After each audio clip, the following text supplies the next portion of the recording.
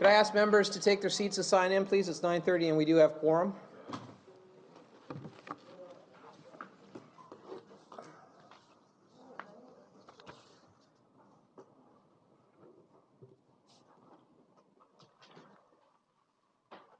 Well, good morning, everyone. Welcome to our audit meeting of Monday, September 18th. I'd like to call the meeting to order. Remind our councillors and audience members to turn their electronic devices to silent or vibrate mode, please, and make sure that you are properly signed into the system. At this point, I'd like to ask if someone would be willing to amend the agenda to move the consideration of report ACC 17-2017 immediately after the presentation by Maget at 3.1. Councillor Volpatti moved, seconded by Councillor Barrick. Any discussion? Seeing none, all in favor? Opposed, if any? That carries. Thank you.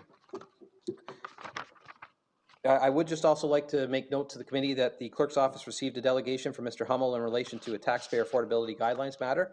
The request was late, so it will require a motion to allow Mr. Hummel to be a delegation when we come to delegations. At this point, I'd like to ask if there's any disclosures of pecuniary interest.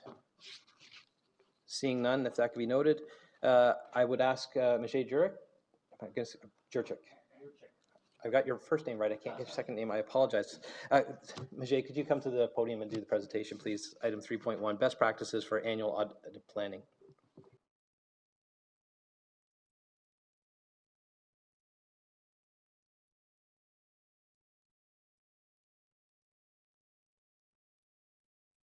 And Chair. At last week's council meeting, I gave a brief presentation regarding the future strategic direction of the internal controls and organizational performance team. And today my goal is to do a deeper dive into our plan to develop a risk-based 2018 audit plan. My objective with you is to share some best practices with respect to annual audit planning from some professional associations that we belong to. And finally, we'll also discuss what we will do over the course of the next 6 weeks to develop the 2018 audit plan. So our agenda today, very briefly, is to just touch on some best practices for internal auditing, the approach that we will follow in Niagara region, timing and next steps. So let's start with CPA Canada, the Chartered Professional Association, the Chartered Professional Accountants Association of Canada. CPA publishes a manual of best practices for audit committees on how to engage their internal auditors. And here's a small snippet with respect to the annual audit plan. It says that the plan should be risk-based. The next sort of snippet I wanted to share with you is from the Institute of Internal Auditors. This is a global association specifically for the internal audit profession.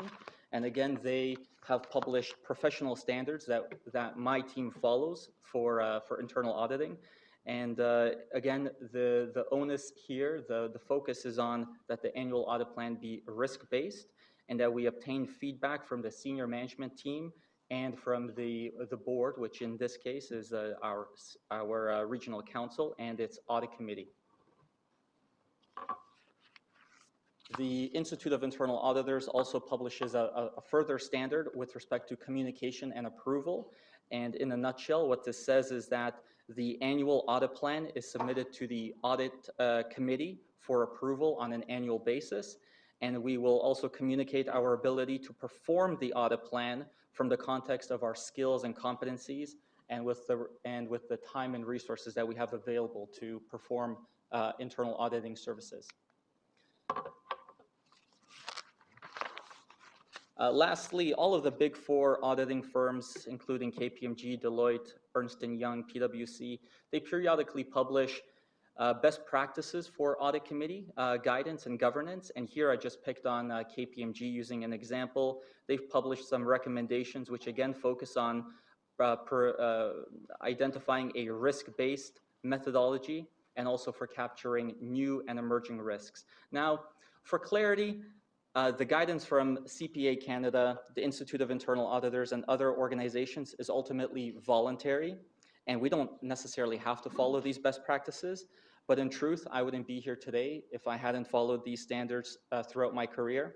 I have strong opinions regarding these best practices, and I've already started building our internal audit team to follow every best practice that's published by these professional associations. This is what I had previously done in my career at Brewers Retail, Loblaws, in the city of Brampton, and quite honestly, my past teams were incredibly successful for following these standards. So I wanted to share with you the approach that I'm planning to do at the Niagara region with respect to planning the annual audit plan. So let's take a deeper dive into this. Here are the major steps at a high level. The first, so you see there's more or less 6 steps that I just want to keep a high level for you, but the first is to do a consultation with members of the corporate leadership team and also select directors. We'll also have a consultation, of course, with the audit committee members. So these are, in a nutshell, one-on-one meetings where I'll obtain your feedback about the most significant risks in the organization at a process or functional or program level. And so what I want to do is sort of obtain your feedback about what you feel are the significant risks in the organization or areas of the organization that might benefit from receiving an audit. So for instance, if you say that you have a concern or you feel there's a risk area about not hiring the right people to do the job, or we have the wrong skill set, then we may perform an audit of the employee onboarding process. Or if you have a concern about our IT infrastructure or our IT environment, then we may do an audit of the IT controls in that area. I'll also ask you to take a financial perspective as well. So for example, looking at our budget, our labor is our largest expense. And so we may suggest doing a payroll audit to address that. The next step is to do a comprehensive risk assessment of the organization. So we've created a risk ranking methodology based on the best practices from the Institute of Internal Auditors and other comparable municipalities, including the City of Hamilton, City of Burlington, and from the Province of Ontario's Internal Audit Department. And I'll share with you those next. So what we do is we take all of the feedback that we've received from the audit committee members and from members of the corporate leadership team, and we take that feedback, those suggestions, those specific risk areas, and we plug them into our risk assessment methodology. And based on those risk criteria, we obtain a risk score, which I'll share with you in greater detail at the next slide. We also, and the next step there is to do an environmental scan, and I like doing this as well just to see what other municipalities or other audit shops are doing in the Southern Ontario, and it's really just to make sure that we haven't missed anything. So as an example, the City of Toronto's Internal Audit Department last year had done a comprehensive review of employee health and dental benefits because they discovered that there were some bad apples that were defrauding the city with some phony expense claims. This was sort of a new risk area to the organization because they were self-insuring their claims. So this might be something that, again, might benefit from an audit. The second to last step is to review the audit universe. The audit universe, for lack of a better term, is really just an Excel spreadsheet where we have every single auditable area, every process, function, program in the organization, and we just, again, we create this to make sure that we haven't missed anything in the organization. Lastly, the last step is to present our 2018 audit plan, which will identify the most significant or the highest risk areas of our organization. This will be our recommendation to this audit committee for your review and approval, and we'll present this to you back on October 31st. So here's those risk assessment criteria that I had previously alluded to. Again, we designed this based on the IIA's, the Institute of Internal Auditors, recommended practices, and also from a scan of what other municipal governments are doing in other local municipal governments. So we're going to provide a score of 1 through 5 for each of the feedback or each of those risks that you identified during our consultation period. And then we'll score them against this criteria that we've identified here at a high level. And then simply put, a total weighted risk score is identified for each, and we'll sort them highest through lowest, and the highest risk areas we'll plug into our 2018 audit plan for the following year. So just a quick reminder of where we're at today. So this was, just as a friendly reminder, this was the annual business cycle that was presented to this committee back in April. So we're right at the beginning stage of the consultation period with the audit committee members and with CLT. And then you'll see the life cycle or the business cycle of the remaining steps along the way. You see that we're a bit early with the consultation period, but I don't mind starting early, of course.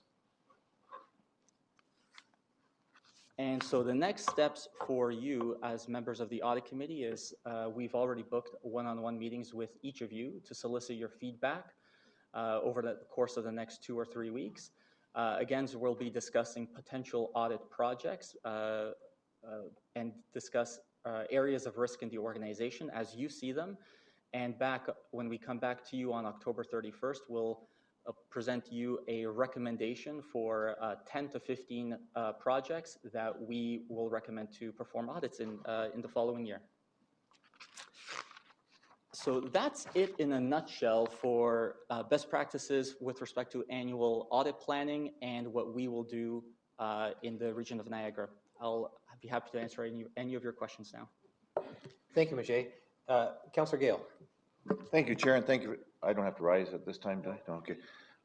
Thank you for your presentation. My question is, I understand the audit committee is being proactive rather than reactive. And if we find a problem, then we start getting into it, be it Burgoyne or perceived problems at different things. What's different now with your presentation than what we would have gotten 2 years ago with this? That's number one question. Number two, did we have an audit committee, and you can answer this, or you were in a previous regional, did we have an audit committee before on other councils? Okay, then my question is just through you, Chair, to the presenter, what's different here from what we were doing the last 2 years? Through the Chair, the principal difference is that we are proposing a risk-based audit methodology. In the past, this council has selected projects that were then outsourced to other audit firms. And with respect, I don't think that the selection of those audit projects was necessarily risk-based. Okay, then I'll defer to that. Thank you. Thank you, Councillor Gale. Councillor Valpati? Thank you very much, Chair. Thank you for the presentation. My question is, does the audit involve financial issues only? Or, I mean, in an organization such as ours, there are really serious impacts from social and political changes that we make here. So do you involve any of that in the audit process? Through the Chair, that's actually, thank you for bringing that up. I neglected to mention that the types of audit projects that we will be recommending to you will be a combination of financial, operational, compliance, regulatory, value for money. It's really dependent upon the type of feedback that we receive from the audit committee members and from the members of the corporate leadership team. So it'll be a combination of financial, operational, and so forth. Okay, and it will include political risks, social risks of changes of things that we do as an organization because we produce bylaws, et cetera, that might affect everyone. Through the Chair, the answer is absolutely yes. Okay, thank you. Just to clarify that. And we've had issues in the past about procurement, document retention. Do you involve any of those issues in the audit process? Through the Chair, the short answer is yes. The CAO has mentioned to me that procurement is a hot topic in this organization, and we've made a commitment to have procurement be a central focus for the 2018 audit plan. Great. Thank you. Thank you very much for that, Chair. I'm very comforted by the fact that this is very broad. Thank you. Thank you, Councillor Valpati. Councillor Augustine. Thanks very much, Mr. Chair. Appreciate the presentation and the report, and the chance to provide feedback in the next little bit. I hope that goes out to all of Council, Mr. Chair. In terms of risk, if there was, for example, an expense that was simply processed and not checked, is that the kind of thing that you're looking for? Like if that was identified to you and say, hey, this is what we've heard, can you check this out, please? Through the Chair, I think I would let me preface this by saying maybe a two-part response. I mean, with respect to the processing of transactions, from an audit perspective, we would check against the policy. I mean, when we are us as auditors, when we are auditing financial or transactions or any other business process, we are reviewing that against something, whether that be a standard operating procedure, a policy, or Right, what have you. right. I guess the second comment would be that we would take this suggestion, if this is a concern to you as a member of the audit committee, we would take this, plug it into our risk assessment methodology, and see where it comes out as a high, moderate, or low for the organization. Great, thank you.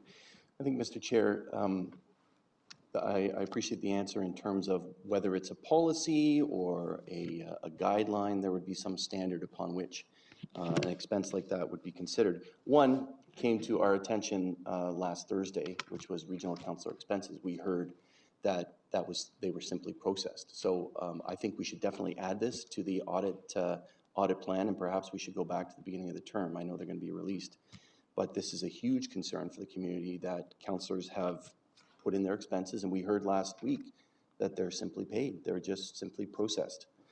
We did put an interim policy, and we're going to be considering it at Corporate Services next week, but I mean, I can't think of any other expense that there'd be like that in the region. I hope there isn't, and I hope staff will be able to bring forward to us any other expenses that are like that so that we can get to the bottom of it. But it's very concerning, Mr. Chair, and I think it's definitely one that we should add to the audit plan.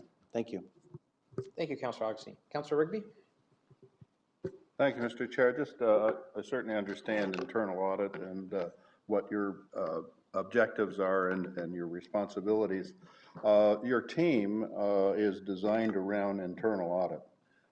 If you're requested by council to do an external audit outside of the operations of the region, do you have the ability to do that, or would you be recommending going to an independent auditor? Through the chair, in fact, we have a memo coming forward at the end of today's agenda specifically for this point. If I can just be brief about it. I'm not certain whether we have the jurisdiction to audit an outside agency, so I'll put that to you from that perspective. I'll also mention that I've designed our internal audit team to have a wide variety of skills. So we have a CPA who is a financial auditor. We also have another auditor who has years of experience performing operational, compliance, regulatory, and value for money audits. So with any request for an audit, we'll look to see what skills or competencies do we have on our team, and do we have the time and resources to perform an audit that's being requested. If the answer is no, we don't have the skills or competencies, then yes, we would outsource that to a third-party expert. Thank you, Mr. Chair. Thank you, Councillor Rigby. Councillor D'Angelo. Thank you, Mr. Chair. Thanks for the presentation. Just a couple of questions.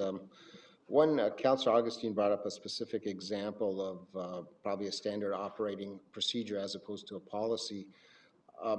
I know his is specific, but in your audit, will you be looking at all areas and departments, looking at standard operating practices and areas that have non-policies, and looking at how we can conform those to put policies in place? Because I'm sure there's more than just one where there isn't a policy, just a standard practice. Is that something that's going to be automatically, or do we need to have a motion to make sure that's included? Because I think Councillor Augustine was just speaking specifically about one area, but I think there might be other areas throughout the whole organization that might have the similar situation or potential situation of just having an operating practice as opposed to a policy. Is that something that's going to be reviewed department by department? Through the chair, the answer is yes, in a matter of speaking. What I mean by that is we won't necessarily be looking at every business unit or every function across the organization to identify if they have policies or procedures. Our approach will be to take the 10 to 15 or 18 projects, whatever that the audit committee approves, and audit that. So that will be the payroll function, or that'll be the child care centers, what have you. The very first step of that is determining what we are auditing them against, whether that be their policy, whether that be a bylaw that the regional council has approved in the past, or that could be a standard operating procedure. But one of the standard steps that we have in our profession is to identify the criteria that we are auditing them against. I would be shocked, to be honest, if a mature organization like this didn't have some sort of procedures at an operational level. And if they didn't, then that would be a finding that we would make then to management and then report back to the audit committee to say, we need to address this because this is a control gap that they don't have a policy or procedure to address that. Okay, that's sort of answers my question. But it's only, through you, Mr. Chair, supplementary. So it's only going to be the projects that are brought forward. Will there be discussions with staff that are concerned potentially of areas that have more of standard operating practices as opposed to policies? Will that be something they will be asked? Will they be part of this mix, or will it just be this committee and council that makes a decision? Basically, my question is, what influence or impact will staff have in determining some of these projects that need to be reviewed? Through the chair, I am soliciting feedback from the members of the corporate leadership team and also some directors as well to identify what are those areas that they are concerned with, in whether it be in their respective business units or outside of their business units. Among other things, we would be talking about the internal control environment. Policies, procedures, guidelines, bylaws, all of that is part of the internal control environment. Okay. And the supplementary through Mr. Chair, now that's for the region itself. Will any of this work take place with any of the ABCs? Through the chair, the answer is no. Okay. If they request, again, supplementary, if they request for some work, will that something that we can look at it from an audit perspective at this committee? Through the chair, I would imagine that the ABCs have the ability to request an audit. My position is that they can either request the audit that we perform it. Of course, there would have to be a service agreement of some kind between Niagara region and that ABC. Of course, the ABC also has the ability to hire their own external auditor as well to perform the same task. Okay. And just a couple more questions. When the findings come out on the projects that we do, are we going to share those results with each of the local municipalities, or will they be participating in any manner at all throughout this process? Through the chair, yes, we can. Of course, we can share the results with the lower area municipalities. Our results will be posted under the audit committee section of our website, so it'll be a public information. Notwithstanding if there's any confidential items, of course. The impact on the lower area municipalities, I think, will be quite limited, in my opinion. Our mandate is to audit the processes, the programs, and the functions of Niagara region. If there is any impact to the lower area municipalities, I don't really see there being a major impact. If there was some risk event that we identified, then we would communicate that to the chair of the audit committee immediately, and then find out what the protocol is to report that risk event, whatever it happened to be, to the appropriate folks at the lower area municipality. But in truth, I don't anticipate that happening. Okay. And just a further question was, you mentioned that meetings have been already set up with the audit committee members. Yes. I'm just asking, I might have missed the email. Was there an email that went out requesting meetings? Because I don't have a meeting set up, and I'm an audit committee member. So I'm just wondering what the method was of contacting the members. And if it was an email, if they could resend it again, because we get hundreds of emails. So I'm just following up on that, because I don't have a meeting set up for myself. I'm not sure if other members all have their meetings set up. Through the chair, this may have been an oversight, but we directed one of our staff members to organize a meeting for 30 or 45 minutes with each of you on this audit committee. Okay. Again, so we'll take that away as an action item immediately to make sure that a meeting has been scheduled with you, Councillor. But okay, if it could be followed up, how that was communicated, was it by phone or by email? I think it's important to know, just so that if there was a problem, I'd like to know what the problem was. Thank you. Through the chair, it was an email invitation through Outlook. Okay, that's all right. I'll take a look and see if I can find something. Okay, it may be there. I'm not saying it's not. I'm just with all the emails we get, sometimes it gets lost in there. Okay, thank you. I'll follow up on it on my I appreciate that. Thank you. Thank you, Councillor D'Angelo. Councillor Malpatti for a second time. Yes, and thank you very much for this leeway. My question through you, Chair, to the presenter is, Our new EFMS system, in which we've invested a lot of taxpayer dollars, and I think was well worth it from my perspective, I'm wondering if you've had a chance to examine the system and see if there's any holes in it that we need to fix, for lack of better words. Through the chair, I've examined it to the extent that I'm a user of the system to approve some purchase orders and some employee expenses and what have you. From a higher level type of perspective, this is a potential risk area of our organization, no different than the health and safety of our employees and the well-being of our clients in the long-term care centers and the child care centers. But this would be specifically the type of talking point that we would discuss in our one-on-one Right, okay. consultation. And then we would say, to what degree do we agree that this is a major risk in our organization, and therefore do we need to have an audit of this in 2018? I would position this as probably a high to moderate risk in our organization. Okay, thank you for that. And once again, I know that we've had a problem in the past, which is why we spent the $14 million to do the system. So I think I'll have a chance to say that in one of our meetings, but it is very high on my agenda. Thank you, Chair. Thank you. Councillor D'Angelo for a second time. Mr. Chair, I just want to mention I did find the meeting request. I was looking more for an email, but it was actually in my Outlook meeting request. So I just want to say it's been sent out to me. So I didn't want to leave any doubt out there that nothing was sent. I appreciate that. Thank you. And I'm glad that we didn't forget you, Councillor D'Angelo. As soon as he told me where to look, it made it a lot easier. Thank you. Fantastic. Seeing no further questions, Ajay, I just want to ask a quick question of my Yes, own. Chair. You mentioned the audit universe, and you mentioned the spreadsheet with all the auditable Yes. items on that. Just out of curiosity, how many items within this organization are on that spreadsheet that could potentially be audited? Wow. Chair, may I defer to Frank? Do you recall how many items we have on there? Ballpark's fine. I think just for the general information of the scope.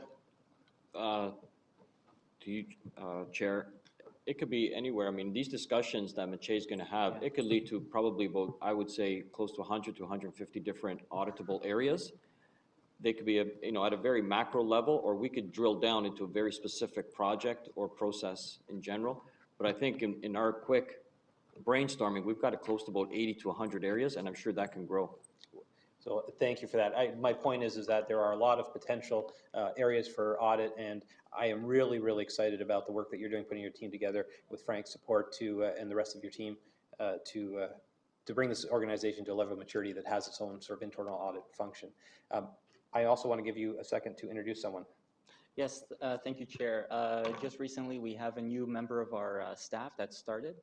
Andrea Wheaton is a chartered professional accountant. Started with the organization approximately 2 or 3 weeks ago. Andrea worked for a public accounting firm for many years, a local public accounting firm doing external auditing of a wide variety of different organizations in the retail sector, public and private, and not-for-profit as well. And we're very happy that she's joined the region of Niagara. Thank you. Welcome.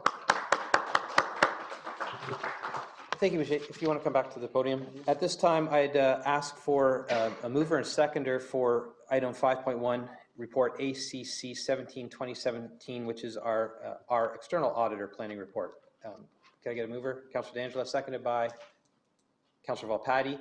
Any questions to that report for the 2018 audit plan? Seeing none, I'll call the question. All in favor? Opposed? That's carried. Thank you.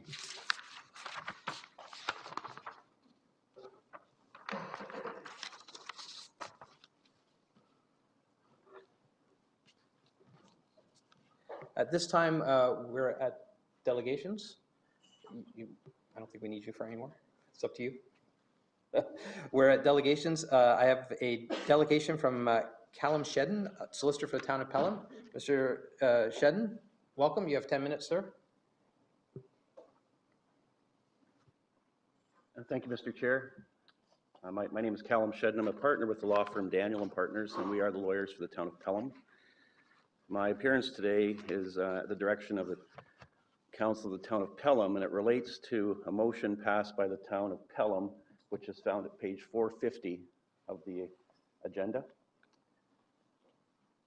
And the operative part of that motion states that the Town of Pelham Council and staff will no longer participate in the process of review of the Town of Pelham financial matters by Regional Council and its committees, as it lies outside their sphere's jurisdiction. As stated, this is a matter of jurisdiction. There's a perception in the public, certainly in the newspaper articles and in the presentations that have been made, that Regional Council and regional committees have an oversight function with respect to Town of Pelham finances. And as you are certainly aware, that's not true. The Municipal Act sets up spheres of jurisdiction, areas which are shared jurisdiction, areas which are unique jurisdiction to the region, areas which are jurisdiction of local municipalities. And the lower tier municipality controls its own finances, it sets its own budget.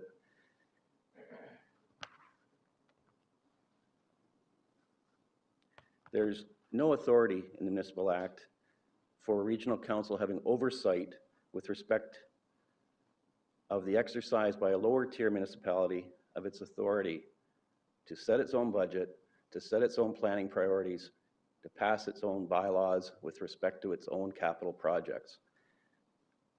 That's the reason for the motion by council.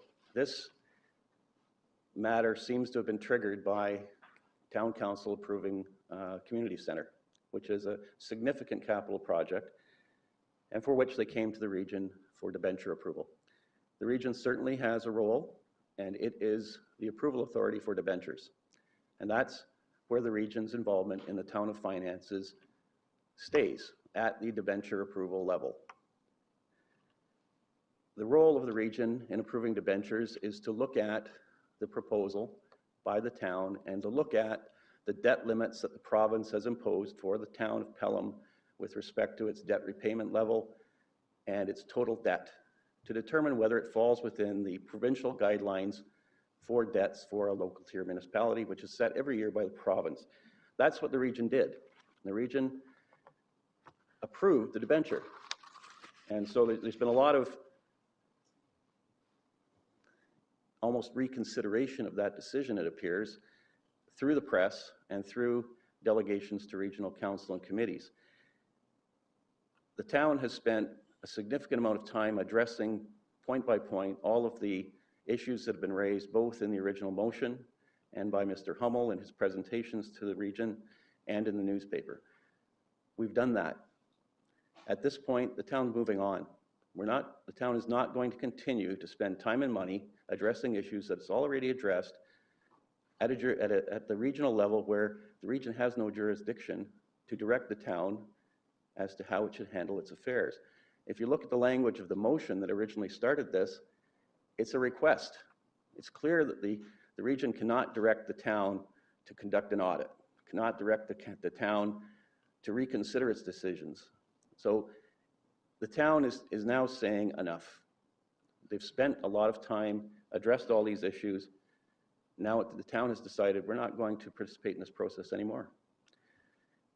Now, I understand Mr. Hummel is here, and he's prepared to present a check with respect to an audit that he wishes the town council to conduct. I have a short response to that. He's in the wrong room at the wrong meeting. If he wants to present a check, the place to present it is at town council, and make the request of town council, because that's the approval authority, not the region. So for whatever purpose Mr. Hummel is here, it's not to get a decision that can require the town to conduct an audit. The town has audited financial statements on an annual basis as required by the Municipal Act. It has annual audited financial statements for the last 3 years online. 2017's audited financial statements will be available typically within 6 months of the end of the fiscal year, well in advance of the next election.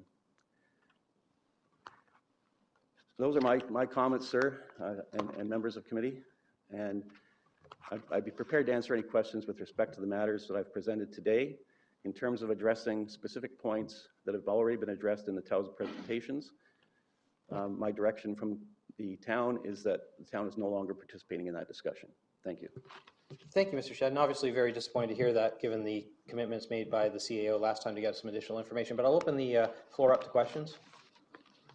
Any questions to the presenter? Councillor Barrick. Thank you, Chair, and thank you for the presentation. I guess I had a couple of questions and possibly comments. You did state that acknowledge the region is the approval authority for debentures, and that it is our responsibility to, in approving those debentures, to assess debt limits, annual repayment limits, determine if it fits within guidelines, et cetera. And that is exactly what some of these questions are stemming from, is determining what exactly is and what exactly will be the annual repayment limits for the town of Pelham, because it's not clear. So I appreciate you standing here today saying it's none of the region's business to a degree. You know, I got elected to determine all impacts to the region, including the annual repayment limits of lower municipalities and how it relates to the region's debt and credit rating. You did state, sir, that if I understood you, you'd be willing to possibly answer some questions of information that's been provided to date, but would not be providing any information moving forward. Was that correct?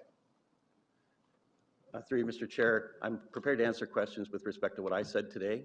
The presentations by the CAO and through Mayor Augustine, they have to speak for themselves. Okay, so I have a question about the municipal credits. At the June 12th Audit Committee, CAO Ottaway, who I know is here today, when describing the municipal credit scheme, said the following, and I quote, "We decided that we would do a DC credit for the Allen Group, and what it was is simply the development charges that they would have been required to pay were shown as a credit, and as they came in to apply for various functions at the town, we would draw down on those credits." Can you further explain why CAO was addressing these credits as DC credits when in fact they were issued under Parkland Dedication Agreement? Respectfully, sir, Mr. Chair, my retainer today is to do what I've done and to advise council at this committee and regional council that town of Pelham will no longer be addressing these questions at this forum. If I may, Chair, the guest today is saying one thing, but what we're actually receiving is something else. And what we're receiving is this key facts, which everyone can see here, which actually was not presented, but somehow it's gonna slide into the public record here at the region. So my question, I believe, sir, relates to exactly the information that's provided in what they're trying to slide into the record today. So if you're gonna submit this key facts report and not answer any questions, I think that's completely out of order. You're gonna submit it, you better be prepared to answer some questions. So I'd ask, if possible, that the CAO was here as well, to take some ownership over this presentation outlined under key facts. Mr. Chair, that presentation was made to town council and is set out in the resolution. It was directed to be forwarded to the region and all local municipalities. So it has been forwarded. It's not part of my agenda today in terms of what I'm speaking to. Again, as I indicated, my direction from council is to do what I've done and not to address any further any matter in relation to this motion which has been brought with respect to town of Pelham finances. And I understand that, sir. It's a matter of process. We have had documents submitted to us, and we are receiving 330 some odd pages of them today as part of our agenda. So when things are sent to us, I think we are entitled to ask questions on them. It's unfortunate that you're not able, under your direction, to answer them. If the CAO is here and wants to respond to him, he's certainly welcome to. No, okay. So it is disappointing. Again, when we receive documents, I think committee members are entitled to ask questions of any of the documents we are. It is unfortunate that this has been presented as what you are presenting as opposed to correspondence to receive. Sort of the misinformation or misdirection on our part that this was the actual presentation you were intending to make, Mr. Sir. Chair, if I may, question? I understand. I've got some more questions, and as you said, we are entitled to ask them. If they don't want to answer, that's one thing, but I do want to highlight the questions that we are, in fact, continuing to do our diligence despite being, I'll use the word stonewalled by the town of Pelham and its representatives. So I'll proceed. In the April 18th addendum response to my motion, the following statement was made regarding the credits. Again, this is a quote. As Font Hill Gardens applied to the town for their building permits, instead of them providing a check for the development fees, their parkland dedication credit was reduced. The attached agreement outlines the system. Internally, the town used a journal entry to transfer the funds from parkland dedication reserve to the development charge reserve. Can one explain why the quote above makes mention of a journal entry to transfer the funds from parkland dedication reserve to the development charge reserve, whereas the most recent Town of Pelham slideshow, in response to Mr. Helm, the one that was on the screen earlier, states the transaction was not charged to the development charge reserve account, therefore no such journal entry exists. Mr. Chair, in terms of this continued line of questioning, I wasn't aware that the debenture that was issued by the Town of Pelham was up for reconsideration at this meeting. These questions all seem to relate to Town of Pelham finances, areas completely outside of your jurisdiction. I don't understand why they're being asked in this forum. Well, if I can, sir, as chair of the audit committee, we received correspondence from the town of Pelham. They're very clear that they wanted to respond to the motion. So they provided us with correspondence that is being received on the agenda. So those questions are in order, and at no time has there been any motion forward or any direction or request to reconsider anything. The motion quite clearly asks for us to reaffirm our affordability guidelines. That's the only action item within the motion itself. It is the town of Pelham that's opened up this line of question by providing us with correspondence and then not prepared to answer the questions to them. But if you choose not to answer the questions, sir, that's totally your choice. This is not, you're not compelled to be here as any witness. I'm just, the floor is open to members to ask these questions. If there's no answer forthcoming, that's certainly within your purview. In response, Mr. Chair, if I may, at page 450, the letter from the Town of Pelham, it's submitted by the town clerk, and at the top of page 451, it says a copy of the presentation outlining the town's response to the allegations is included with this correspondence. With respect, I don't believe this was submitted to you as being a presentation to this council. I'll just check with the clerk.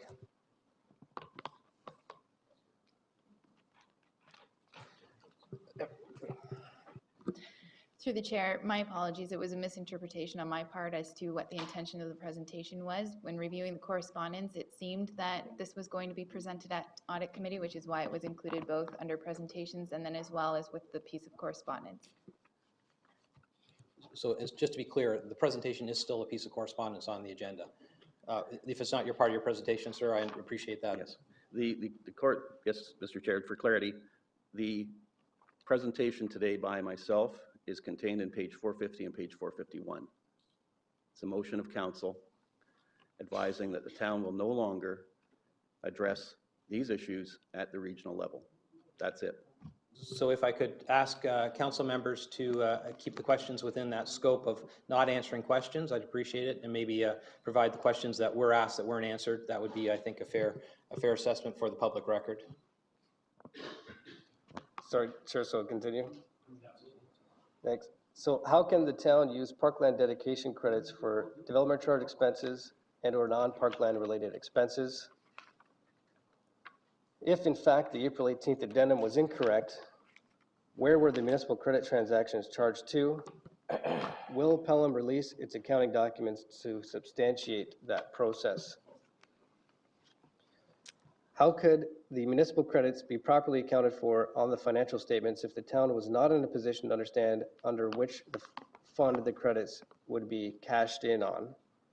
For example, town did not know upon issuance whether credits would be spent via building permits, development charges, parkland fees, etc. What is the source of funds that backstops the issuance of these credits?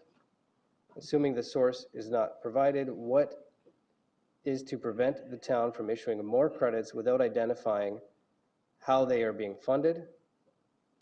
CAO Ottaway at the June 12th Audit Committee stated that the town had repurchased the credits with cash on hand, yet the transaction shows up nowhere in the financial statements. Can one clarify with which funds these credits were repurchased? Where does this cash transaction show up on the financial statements? Those are my questions for now, Chair. Thank you, Councillor Barrett. I'm going to assume we have no response. My response is, as directed, the town council has made its answer clear in the materials it's provided. The answers are there, you just need to look for them.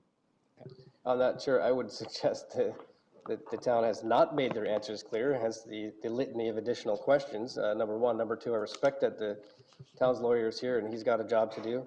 But I will say that as I said before, it's in a democratic society, in the government and the country that we live in Canada, for any level of government to say that they are not answering questions is unbelievable and it's outrageous.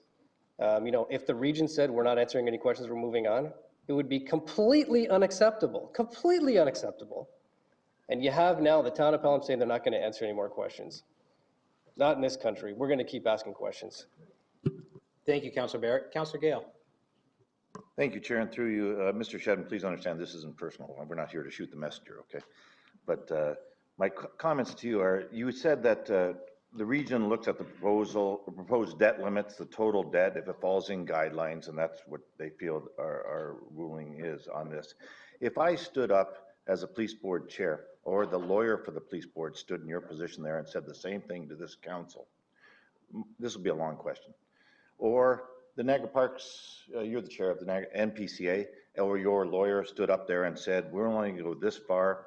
We aren't going to answer any more questions on this. And understanding that this was brought to us by a resident that showed up, or a contractor that showed up with questions and appealed to us, then I think there'd be hell to pay if we took a stance like you're saying at the podium there. If I stood up there and said, we're only going to go so far, we're going to talk about our debt for the police, the total amount of debt, if it falls in the guidelines, and don't ask any questions. And that's as far as we're going to go. Now, I know I've simplified it down, but I know that the Police Act has been opened up for the police board because of suspension of officers, control by political boards or public boards over it to analyze the whole thing, and feeling that the communities don't have enough control over the police, which is probably correct, but I'll let them, when they come out with it, deem that.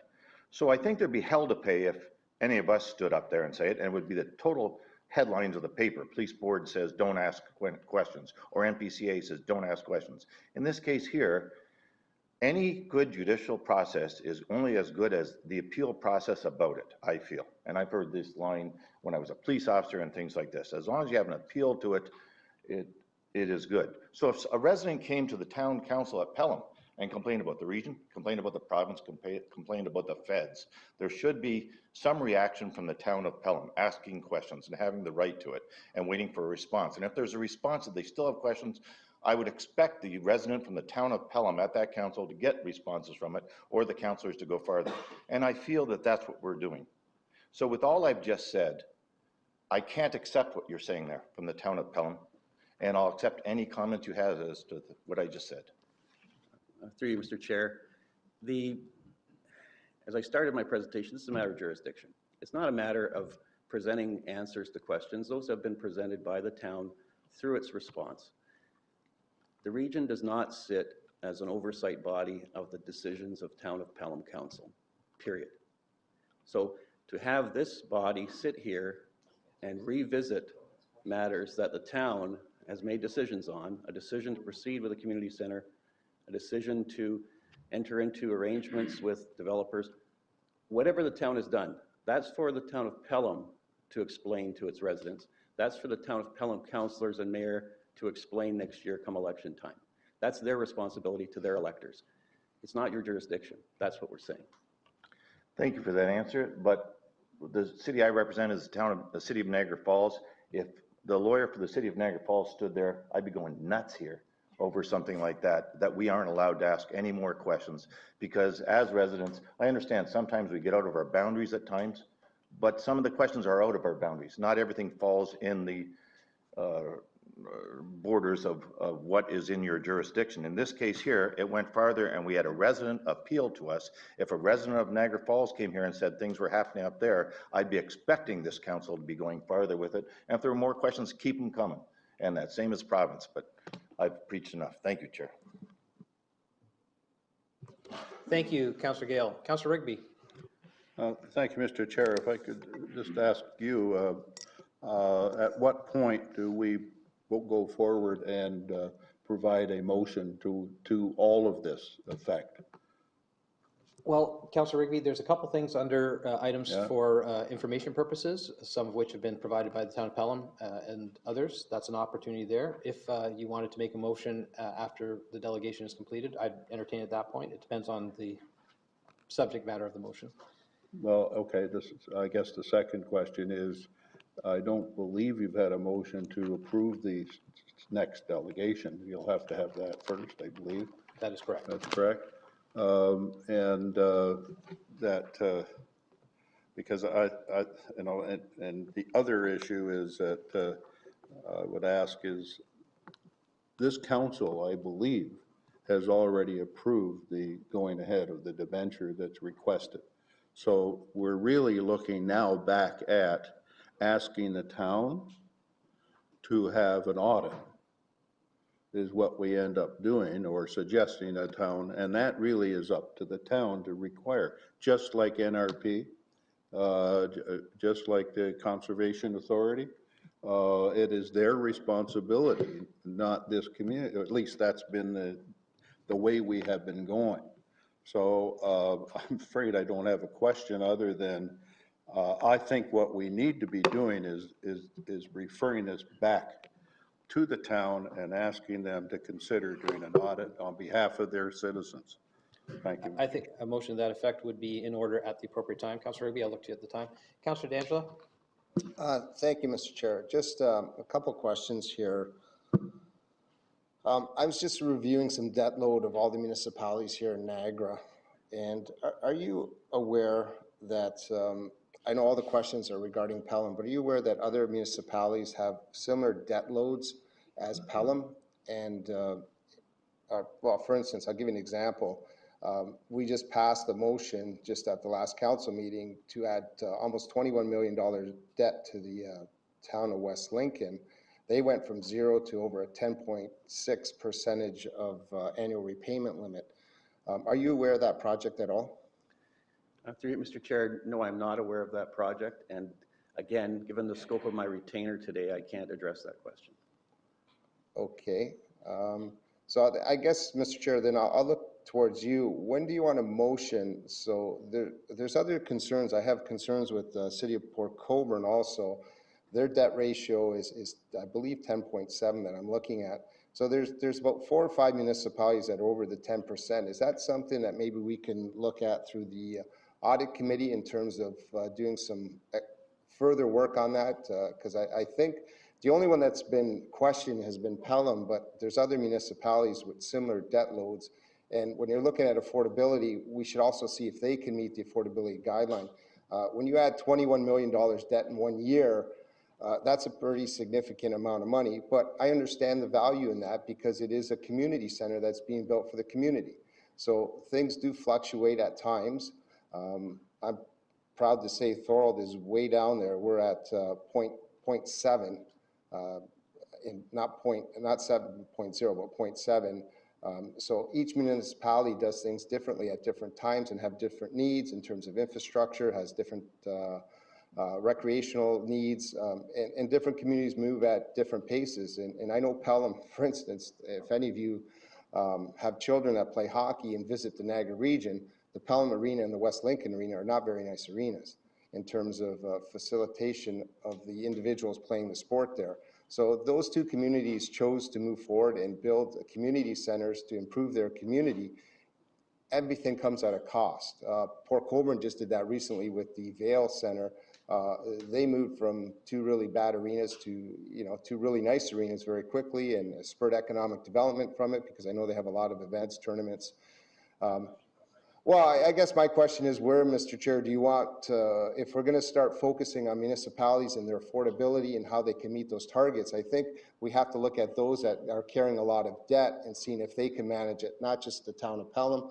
They may be looking at things creatively or differently, utilizing the Municipal Act to their advantage. Those are the rules that are in place.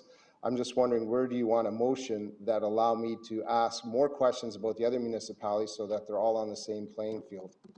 Councillor D'Angelo, we can do that under other business, or when you meet with Majay, you could ask him if that's something that we can look at as part of our overall audit plan and the risk assessment based with that. It's totally up to you. and I'd entertain that motion at the appropriate time. I'm thinking either after the 2 delegations or when we receive any of the correspondence that's in there, or perhaps the next time we issue an debenture might be appropriate as well. So I'll leave it to you if we can just get through the delegations, and then I'll look back to you at that point, if that's Yeah, okay. thank you, Mr. Chair. Or if you can identify a specific piece of correspondence that might attach to it, that would be fair as well. Yeah, no, I think if we're going to start looking at local municipalities and ask questions and question their information that comes back constantly, I think we need to make sure that we're asking all those that are carrying a high debt load relative to the other municipalities, because it is about taxpayer affordability. That's what we keep discussing around here, so I think it's critical. Thank you. Absolutely, Councillor D'Angelo, and I'd just like to say, when I was on corporate services, when this came forward to venture, I said the same thing. This is an issue for the local municipalities, and they'll have to justify that at election time. My only concern is with the information that's come forward and presented to us, were we making decisions based on the appropriate information? Councillor Augustine, I'll let you address that. Thank you very much, Mr. Chair. I have a question for Mr. Shedden. Some councillors here, through their questioning, and they got quite emotional about it. It looks good on video. Asked about not allowing questions and Mr. Shedden's comments. I just want to hear from Mr. Shedden. Is he saying that the town of Pelham will no longer answer questions at the region? Or is he saying that the town of Pelham will no longer ask questions, period? For instance, if someone were to come, like the next delegate, to come to Pelham Council, which he's never done, by the way, Mr. Chair, would the Pelham Council entertain it, or is Mr. Shedden saying that they wouldn't entertain it? Mr. Chair, I believe my presentation this morning was clear that the issue was the participation of the town of Pelham at the regional level. This is certainly a local issue for the town of Pelham to deal with. The community center has been a big issue in the town, and financing has been a big issue. These questions aren't going to stop, but as long as they're handled at the town of Pelham level where it's appropriate, they will be addressed. That's town of Pelham Council's responsibility. Thank you very much. And I think that's very clear. So councillors, Mr. Chair, have said they have questions. We've invited councillors like yourself and others to come to Pelham Council, and we had an evening with the experts to answer any questions from the community. Is that the kind of thing that the Pelham Councils and Pelham Council issued this report and made it available to the public? Are those my question for the presenter is, are those the kind of things that Pelham Council's been doing to deal with this issue itself? Yes, Mr. Chair. With town staff and through council and through my office, there's been a significant amount of work put in to address the questions that have been raised.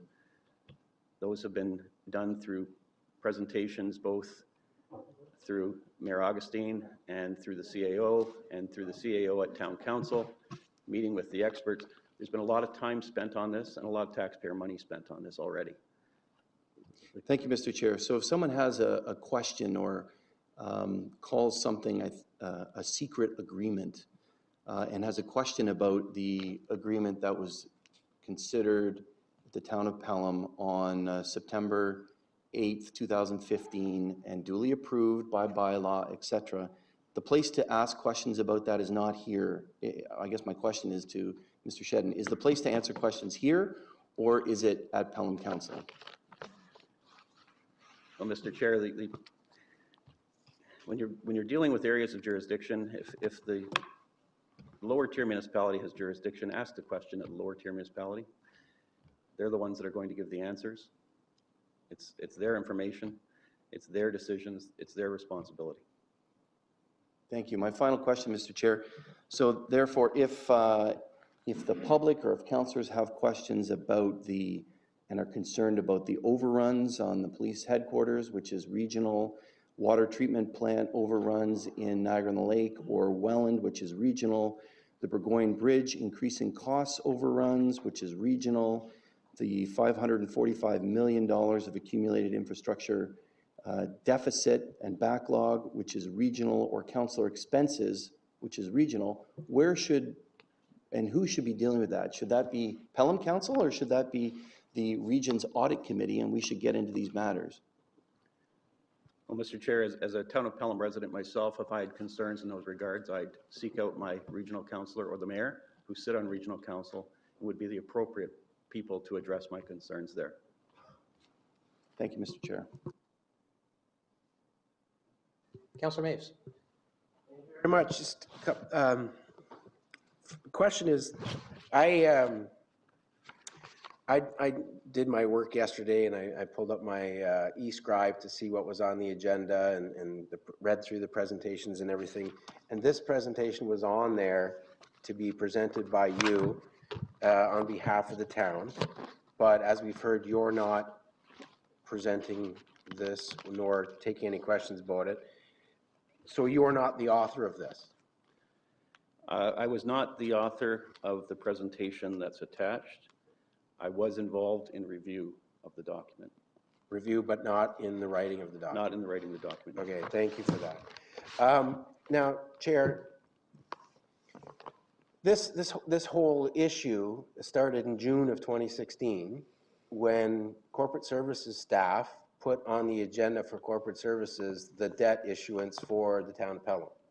And myself and one other councillor voted against the issuance at that time because we had several concerns with that debt and the fact that the region ultimately, and this report acknowledges that, I forget which page it's on, I'll get to it later, but the town of Pelham acknowledges that there's the possibility that if they ever defaulted on the debt, that it would become the region's debt. And here it says, but it wouldn't affect their credit rating. But the fact that I all of a sudden inherit 32 million that I'd have to pay off would affect what I can pay and I can't pay for, and other things I may decide to do as a regional councillor. So I was concerned about it. I think other councillors later on, when they stopped treating these loans, Chair, before I get, no, I know. Councillor Augustine and I have sat near each other for a long time, and he knows that one of my pet peeves is this, that when I'm speaking or someone else is speaking, he always has to natter from behind me. It's disconcerting. I It's just remind council members to be respectful rude and stop the offensive. nattering behind them, please. So if he can't, I'm gonna ask lots of questions. I'm gonna speak a lot today.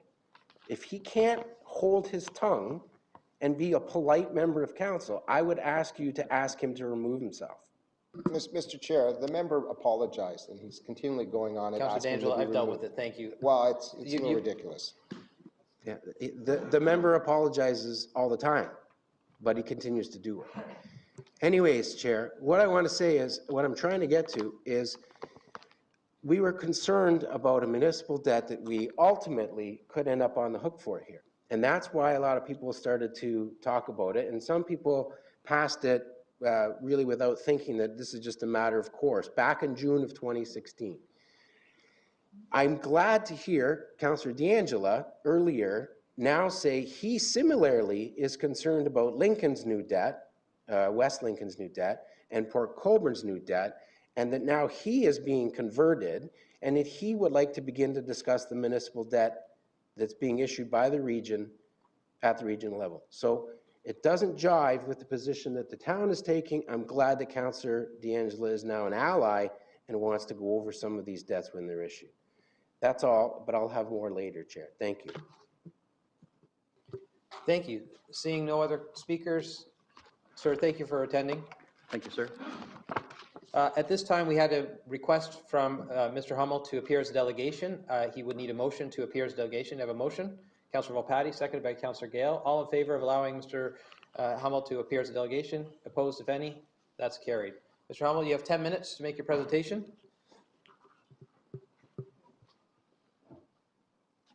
Thank you, Mr. Chair, and I won't need 10 minutes. I'm going to be very brief. I suppose the question, and I respect what Mr. Shedden was saying, but I suppose the question for me as a taxpayer is, who has jurisdiction? Can someone just come up and say, I'm not answering questions? Can a municipality simply just say, we don't answer to anyone? If an amount of money was borrowed through this organization, co-signed by this organization, that every other taxpayer in the Niagara region is on the hook for, and the borrowing agency says, we're borrowing this money to buy a widget. And in turn, they turn around, they buy a gadget. Somebody still needs to pay for the widget. And my concern here is there is a level of debt that has been accumulated that is burdening the taxpayers of Pelham, which may well drop down and create a burden for every municipality in this region, every other taxpayer in this region. And simply to say, I won't explain that, I don't answer to anyone. As a taxpayer, if a municipality doesn't answer to anyone other than every 4 years at election time, 4 years you can fill your pockets. That's ridiculous. Who do we go to? Do we call the police? Is that who has to be called now? Because this doesn't make any sense. The answers that have been given are just simply that, statements. There's nothing that backs any of this stuff up. It's actually, at the base of it all, extremely simple. Somebody bought a piece of land for 5 times what it cost a few days before, using taxpayer money. I don't care how you want to spin this, and this nonsensical document that attacks me in the town of Pelham is spin. Every last sentence in there is nonsense, and that is my frustration with all of this as a taxpayer in this region, and as a landowner in Fonthill or in Pelham. We need answers, and to simply stand up and say, I refuse to answer, is simply not acceptable. It is not acceptable, and I appreciate what Mr. Shedden is saying, that he can't answer those questions. He's their attorney. I get that. But somebody has to answer to us, the taxpayer, and that's not happening right now. Thank you. Oh, sorry.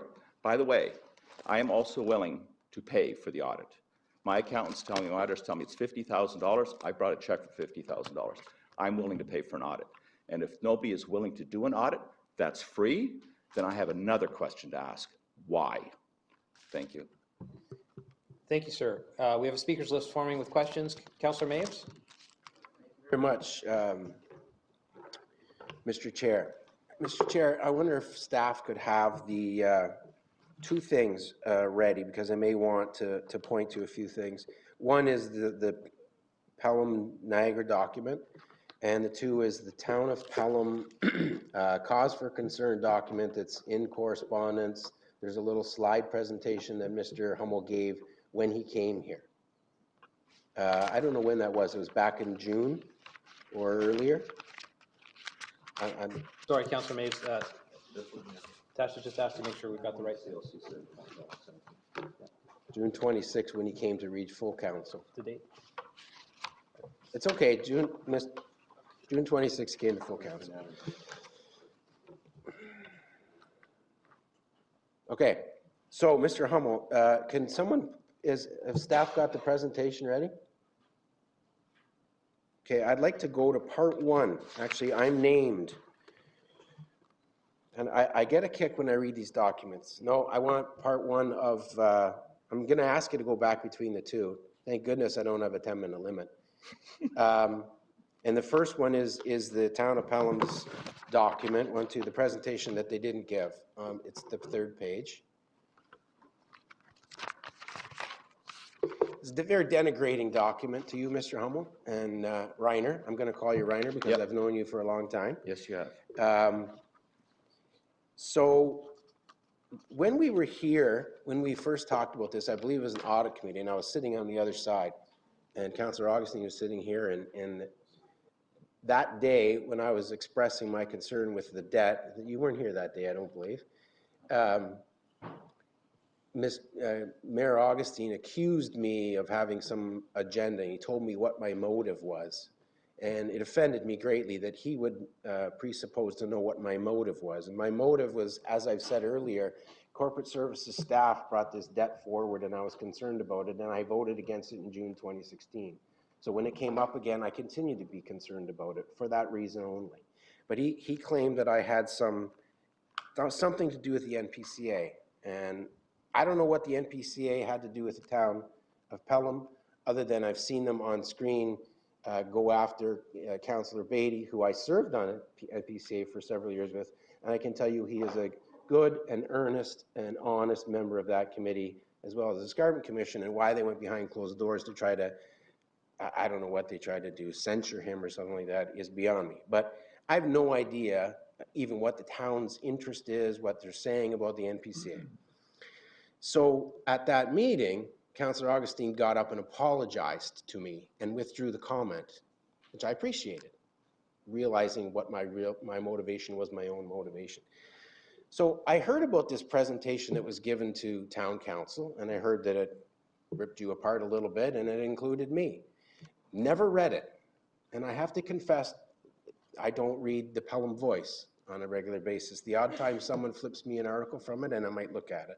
But I've not read all the articles that are talked about in here, and I didn't read any article about this presentation. So last night, yesterday when I'm doing my homework, I pull this presentation up and I begin to read it, and I'm in the first page. And it talks about Mr. Hummel started this presentation by introducing himself and his background, but did not mention he was a political appointee on the NPCA committee responsible for asset management. And I'm reading this and I'm thinking, so what? I don't understand what that has to do with the issuance of debt. With purchasing land without money for $925,000 an acre when land's going for $150,000. As I read through the document, it's like innuendo and implication, and let's draw this 2 + 2 is 4. Therefore what? It's a ridiculous assertion that has anything to do with anything. Well, Councillor Maves, I believe through you, Mr. Chair, it's an attempt by the municipality to bully, to strong arm, and to discredit a taxpayer for simply asking a question. I have no idea. I was appointed along with, I think, 60 or 70 people to look at the operations of the NPCA. That included environmentalists. I think the majority of them were environmentalists. That was business people out of the community. That was that were just plain citizens. There were land developers. And the idea was, we have an organization that is challenged. Let's look at the entire organization and see what does this organization need to be rebuilt. What does the public want to see happen here? I don't remember you appointing me to it. I don't. I think there was some kind of a committee that was struck and they appointed these 50 or 60 people. What that has to do with the town of Pelham borrowing $36 or $37 million, I have absolutely no idea. Again, I believe it's to send a signal to the taxpayers, don't ask questions. I've been copied by a resident of Pelham who received an email from the mayor, and it similarly had all these articles attached where to establish a relationship between you and I. And I've known you for many years. I've never shied away from that relationship. But it has absolutely nothing to do with the fact that the Corporate Services Committee a year ago brought this debt to Regional Council and said, you're going to own it if things go wrong. And I said, I'm not voting for this. That's a lot of debt for 17,000 people. However, that committee, I'm going to tell you, in 2011, after Councillor Beatty and my predecessor at chair, Doug Ransom, decided to go on a process to do a review of the Conservation Authority, and they had a consultant come in, and he went and met with farmers, hundreds of farmers, regional planners, developers, all kinds of people in the community. And he wrote a rather scathing report, which surprised me because most consultants who write a report on an organization don't write scathing reports of an organization, but he came back with a scathing report of an organization that called for all kinds of changes. That whole report's kind of been lost in what's been happening, I guess, at the NPCA. Part of what he asked us to do was to form 6 committees with members of the public on each committee to have a look at different assets going forward of the NPCA. I know Councillor Beatty chaired a governance committee, and he had a committee. There was a committee on policy. I chaired a subcommittee at the time on asset management. And I'm going to refresh your memory. I think Len Panichetti from Cave Springs Winery and a farmer was on that, and the head of Sullivan Manny, Victor Martori was on that. There was an environmentalist from the city of St. Catharines on that committee, and so on. And I'm going to tell you that what we were concerned about at the time was developers, of which you're a developer, and even some municipalities had started to fall into a habit where they would say, I've got 10 acres, but 3 I can't develop. It's a wetland, it's a forest, I can't touch it. Well, I want to donate that. And I want a tax receipt for that donation. I'm going to donate it to the NPCA. Aren't I wonderful? The NPCA was starting to get all of this land that couldn't be developed anyways. They were now going to get all this responsibility and all this cost and need to insure and need defense. And it was like, it was done by municipalities and developers as a favor.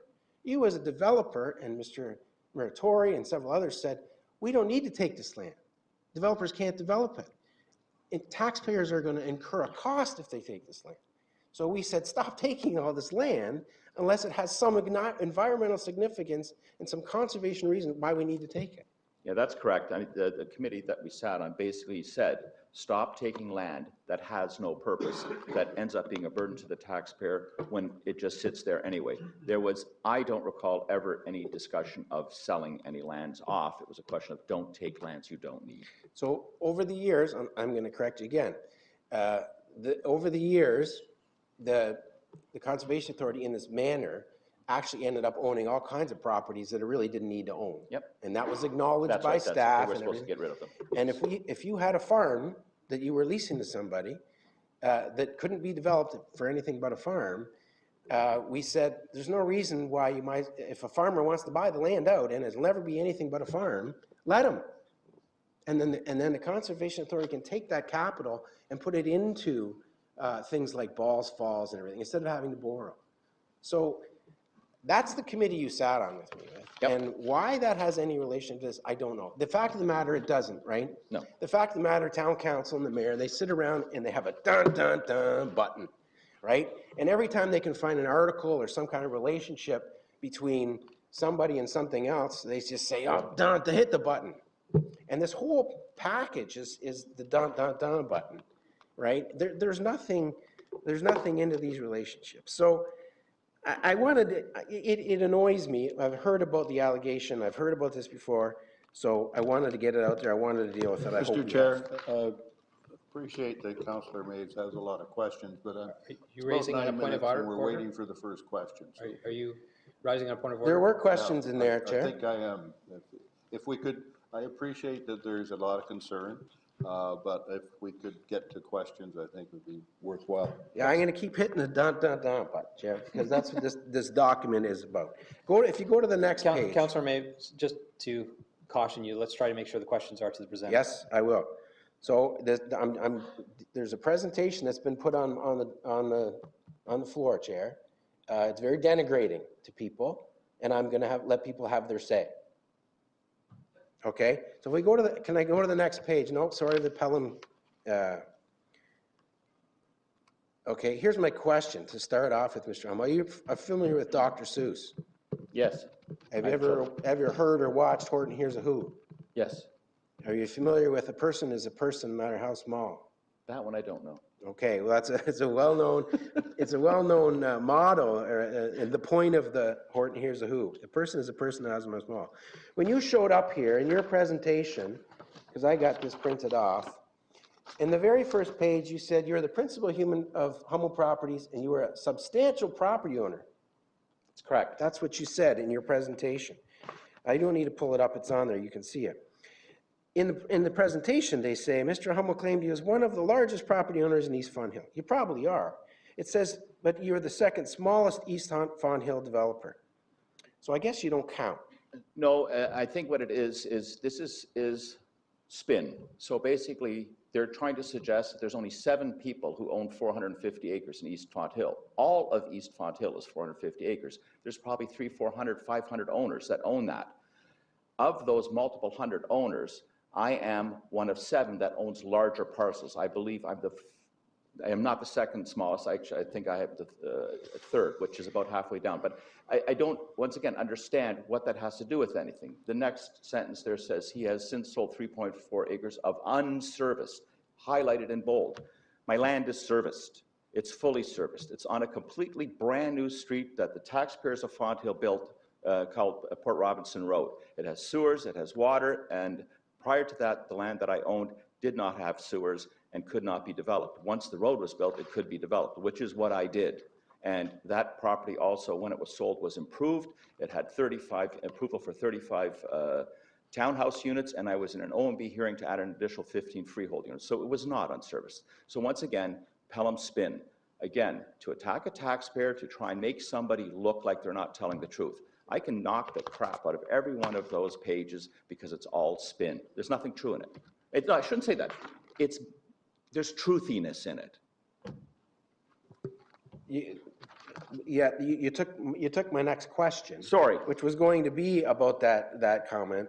And you've owned that land that you just sold, and you sold it for $566,000, and they say in bold it was on service, and you just told us that Yes, wasn't true. As a developer, when you get a piece of land, you own the land, you get studies done on the land, you pay to service the debt you may have borrowed to buy the land, and as you advance the land of the development, and as it gets closer and closer to development, like adding services, it clearly becomes worth more and more and more. Correct, yeah, and we actually did sell this property for what I would call an exceptional amount of money. It sold for considerably more than normal. They hit the button, right, when they wrote Yes. this one? Yeah. I won't entertain anyone any further than that. Okay, moving forward, the next page.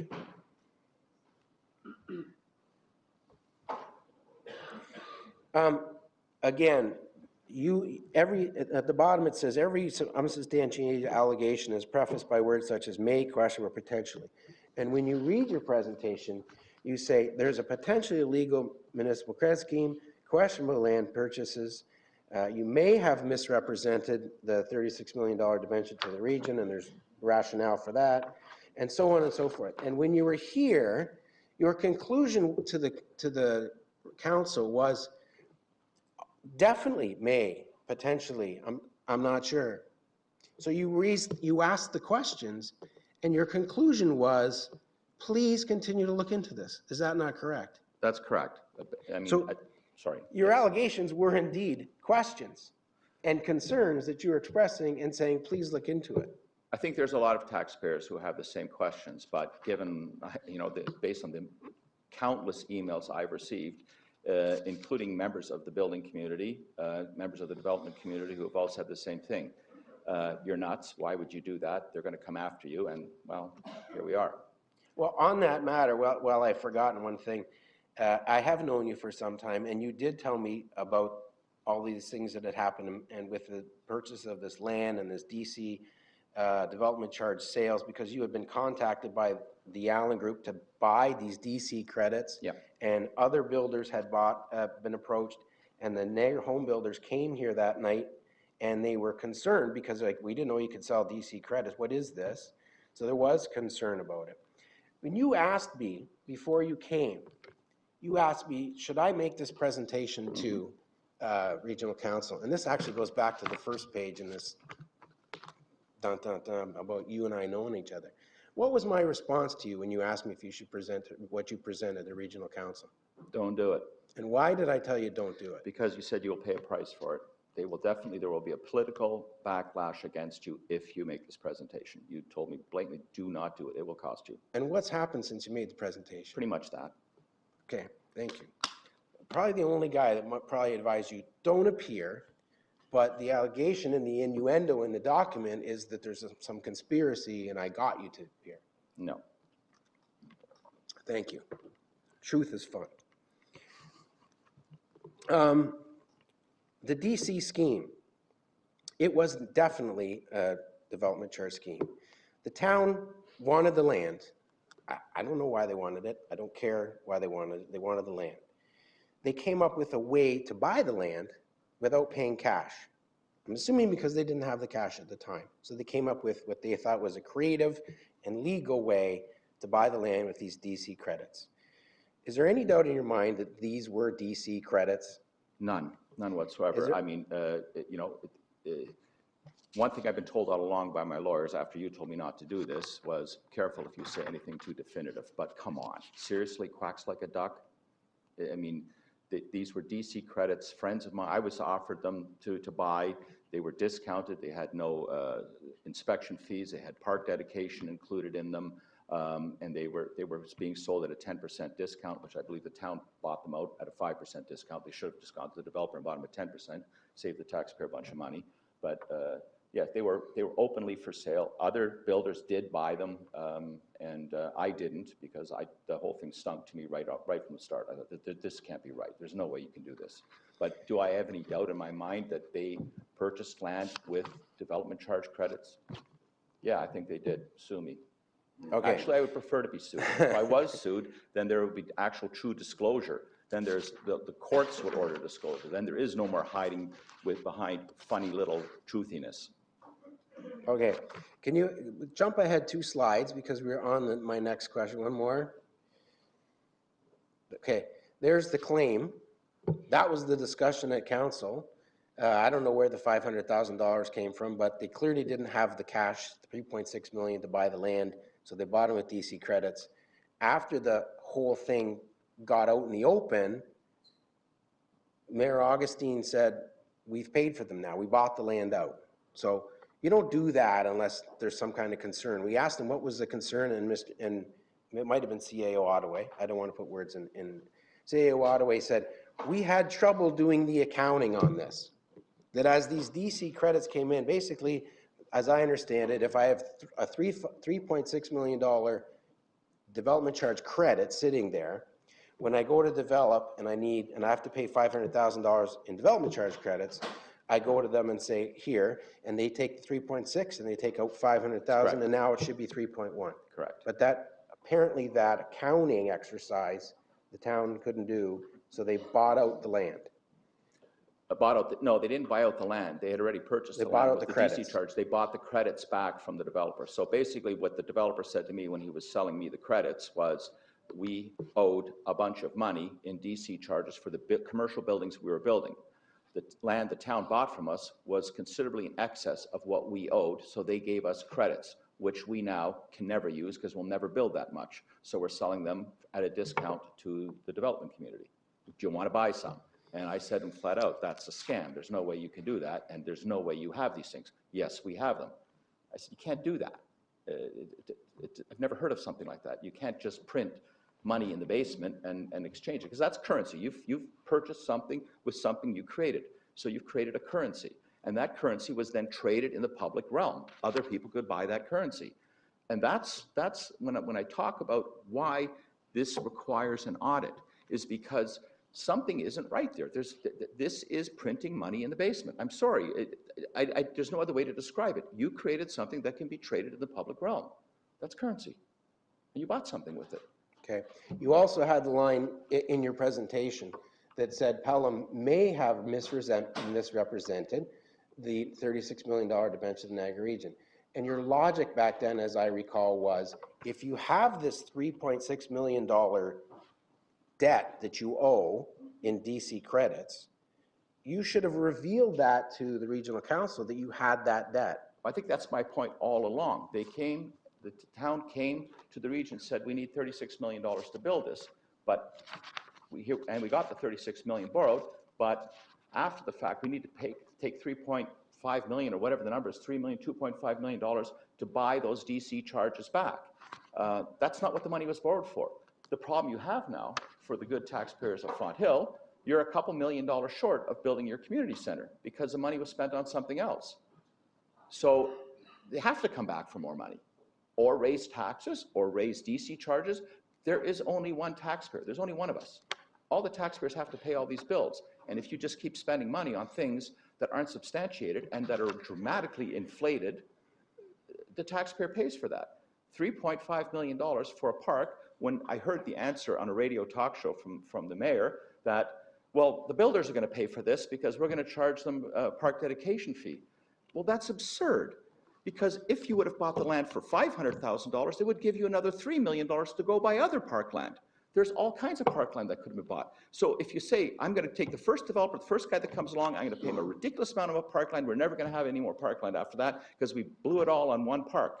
That's the taxpayers, once again, the kids in Fonthill, the children that are going to be coming into this community, who are going to be living in these houses that developers like myself are going to be putting out there.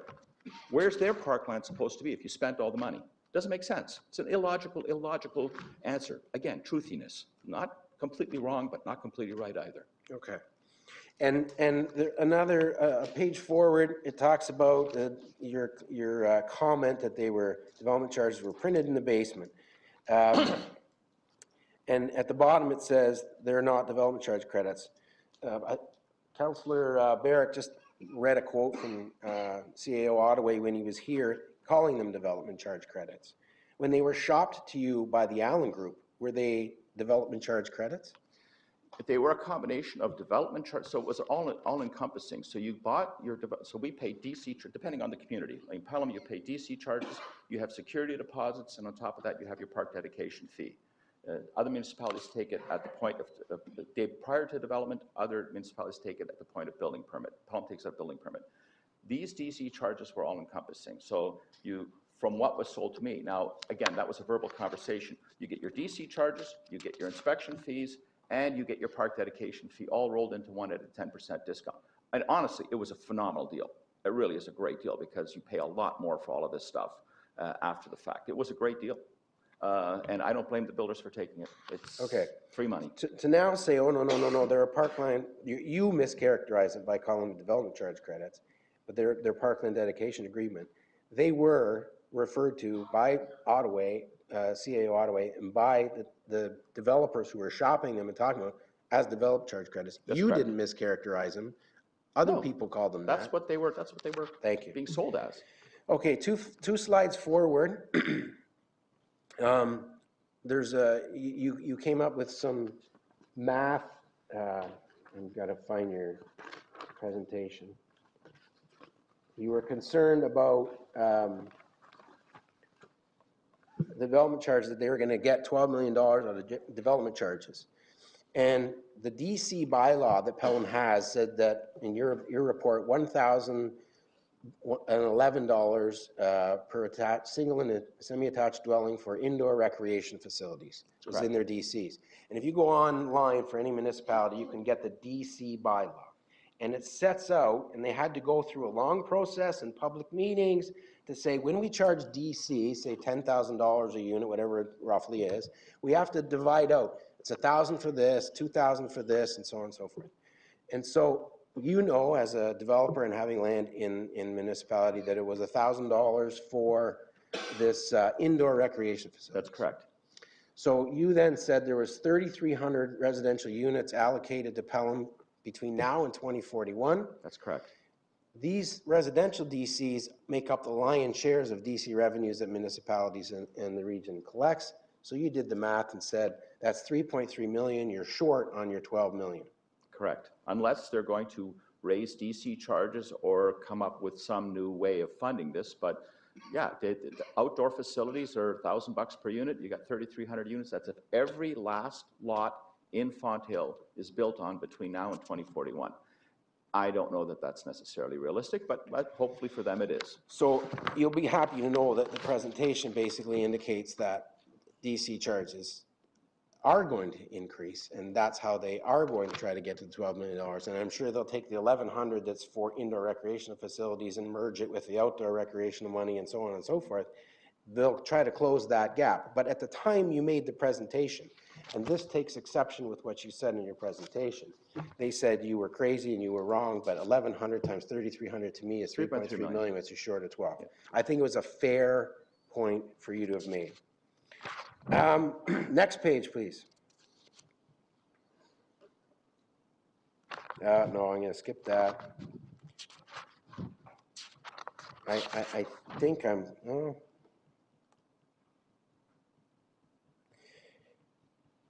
I want to make the point, if you can go forward to the page, they don't have numbers on them. It has to do with about forward about the region's credit rating.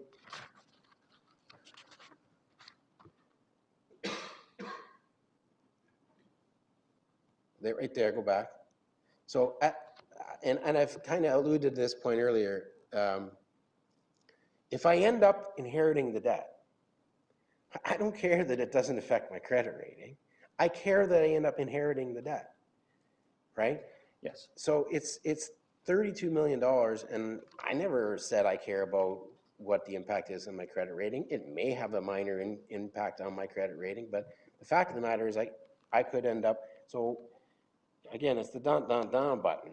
It doesn't affect my credit rating, but I end up here inheriting 32 million in debt that I didn't have to have, I didn't contemplate, and I can't spend it on other things. I think the challenge there is for those communities, such as for old Mr. D'Angelo there, who are prudent with their spending and 0.7% debt. I live in Niagara on the Lake. We have $3.4 million in debt. And we have a new community center, we have a new library, we have a twinned new arena, and we built our entire arena for $3.5 million. So it always boggles my mind that you have to spend $37 million in a town exactly the same size as ours, and we raised all the funds in 3 months and paid the bill, and it was done and over with. I'm trying to understand how the taxpayers of Pelham are going to repay this debt. The selfishness in me, I don't live there. You guys want to run your town into the ground, knock yourselves out.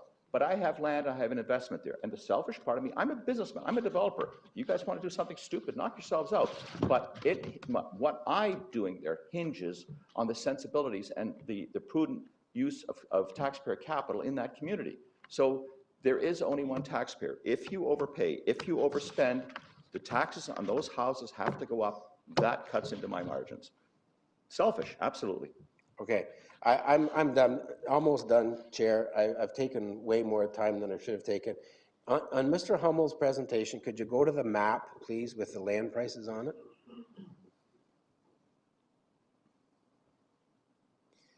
Okay, so you presented this map, and this is the price paid for raw land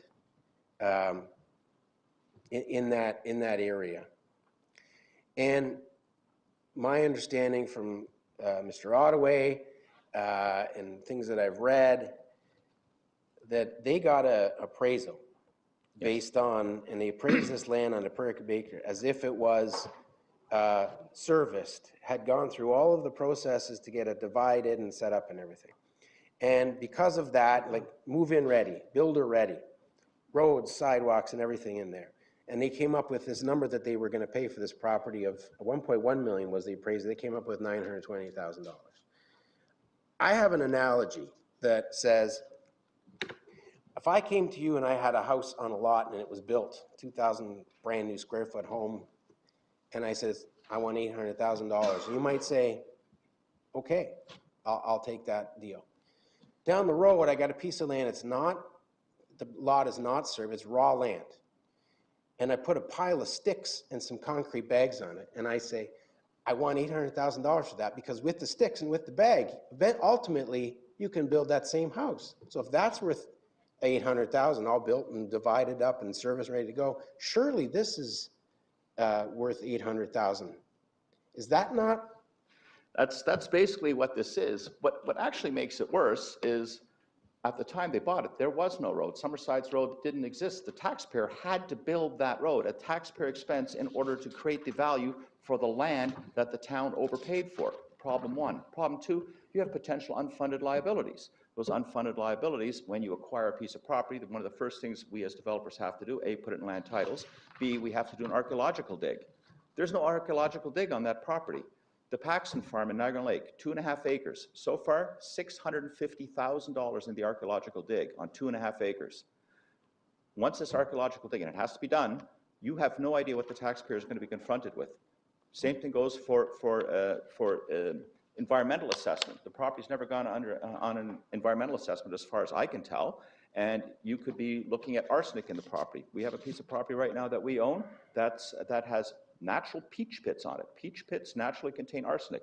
The property has an arsenic level that exceeds the allowable limits, so we have to take all the soil off the property and dump it.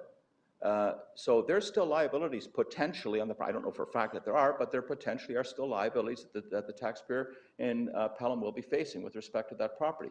And no, there was no road. There were no services. It was a piece of property in the middle of nowhere that days before sold for a fraction of the price that the taxpayers of Pelham paid for it. It's illogical. It makes no sense. Okay, and you stand by that? 100%. And regardless of what they tell you? You can spin this till you're blue in the face. You don't pay $928,000 an acre for a piece of land that several days beforehand sold for under $200,000 or $200,000 an acre. Right now, 150, 200 meters from this property, there's 8.5 acres for sale, 8.5 acres, fronting on Port Robinson Road, fully serviced with a service road on it that you can buy for under $2 million. 8.5 acres. That's 2 years after this deal was done. You can buy that right now. Serviced, ready to go. And no one's buying it. It's been for sale for over a year. I own land next to it. Just waiting for the price to come down enough. Okay, last two things.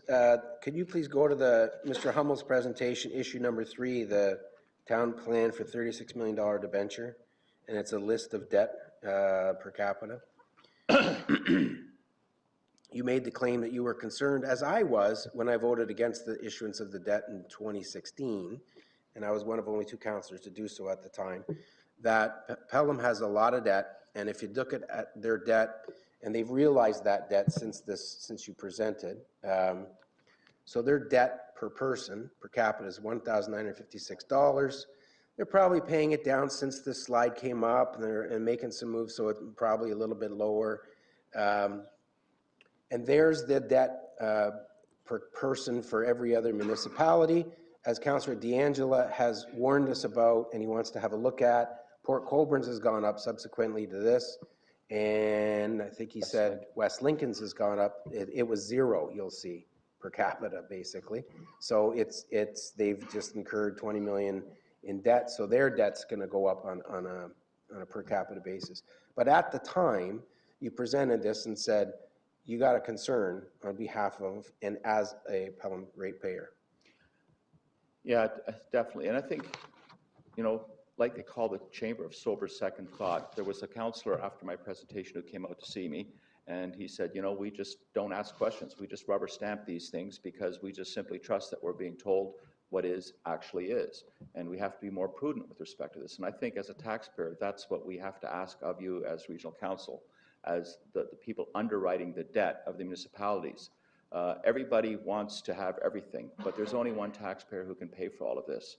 And if some municipality decides that it's going to build a monument to somebody's ego with taxpayers' money, somebody somewhere along the line has to say, hold on a second here. Is this sustainable? Can the taxpayer pay this back? What does this do to our community as a whole, to our region as a whole? And those are the questions I think this council needs to start asking. The horse has left the barn. We know that. The money's been approved, and I think the town's lawyer, Callum Shedden, made a very, very solid point. You can't go back. It's been approved. What do you want to do? Open it up again? I don't think that's the point. The point here is, please be prudent with our money. That's the point. Just don't let someone spend without someone looking at it saying, does this really need, is this prudent? Does this need to be that way? Is that what the money's actually being used for? What are the other potential liabilities that exist out there that you haven't looked at? And that young gentleman here with your new audit committee, organizations like that within your organization should be asking those questions and giving you as councillors proper information so that you can make prudent decisions on the debt levels within our region. Okay, and my last thing, can you please have his last slide? It's the bottom line. Just because I don't think you said anything wrong, I still don't. They can come up with all the stuff they want to come up. They can push their button as many times as they want. I think even though I warned you and told you not to do it, you were a brave person for doing it. And you're probably a better person than me, because as a politician, I probably should have said, don't leave this hidden. Yeah, go ahead and make the presentation. I didn't. I was selfish in that, and you were right, and I apologize. And I know you do have a lot of grief and from it, and you are now financially experiencing issues because of it. However, you were brave to do it. These were your bottom line issues when you came, and can you blow them up a little bit? And after the discussion that you brought forward, and after all the information you brought forward, you were very careful, and you said there is the appearance of an illegal municipal credit scheme. The NHBA, Niagara Home Builders Association, was concerned about it. Other builders were all talking about it and concerned about it, and the town actually ended it. So they must have been a little bit concerned of it. So you were right. There was an appearance of a problem with this municipal credit scheme.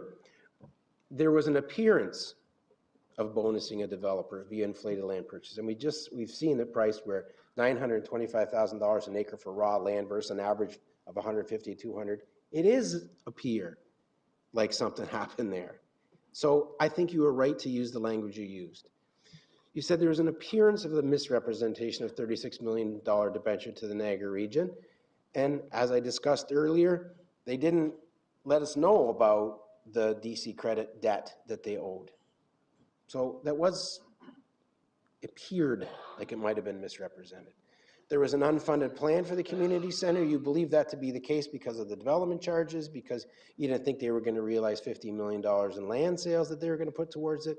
So you thought it was an unfunded plan, and that's fair for a taxpayer to say. Past town reports are not available to the public. I don't know anything about that. I guess you went looking and you didn't see them, and that's why you made that. Okay. It was actually my staff that was looking for them. They said you can't find anything. It's obfuscated. It's difficult to find. So that came from my staff, not from myself. And you multiple senior Pelham planning and finance officials terminated or left the town. Is that true?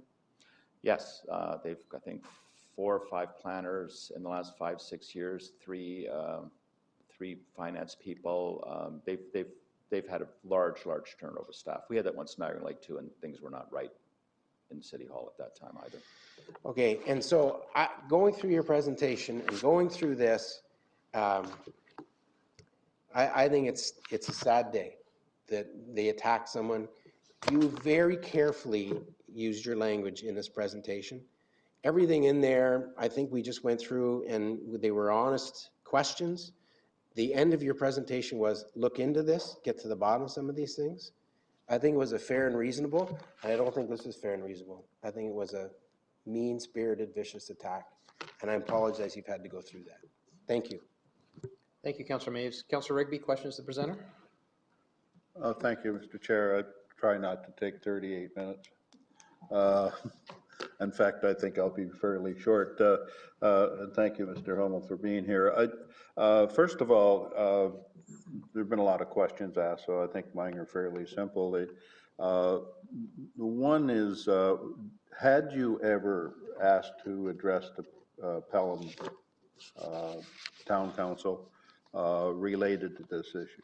No. And may I then ask why you had not gone there? Well, there is no clear answer. I don't really have an answer for it in terms of why. I mean, I'm doing business with the town of Pelham that isn't going particularly well. You certainly know when you're not wanted somewhere. And to go into a situation like that, I don't know if you've watched some of the discourse back and forth in Pelham Town Council. They attacked their own regional councillor, who was extremely respectful. I don't even know how he held his temper, trying to ask some very basic questions on behalf of the taxpayers. And it wasn't the mayor who attacked, it was councillor after councillor went after the guy. I mean, you want me as a taxpayer to go in when an elected official acting on behalf of the taxpayer in the taxpayer's best interest gets attacked? Yeah, I got better things to do. All right, thank you. Thank you. That is unfortunate that a citizen or that taxpayer in that town would feel that way. Then I would have to assume that you wouldn't be prepared to go back and present this case to them as to support the notion of having an audit done by the town? I'll pay for it.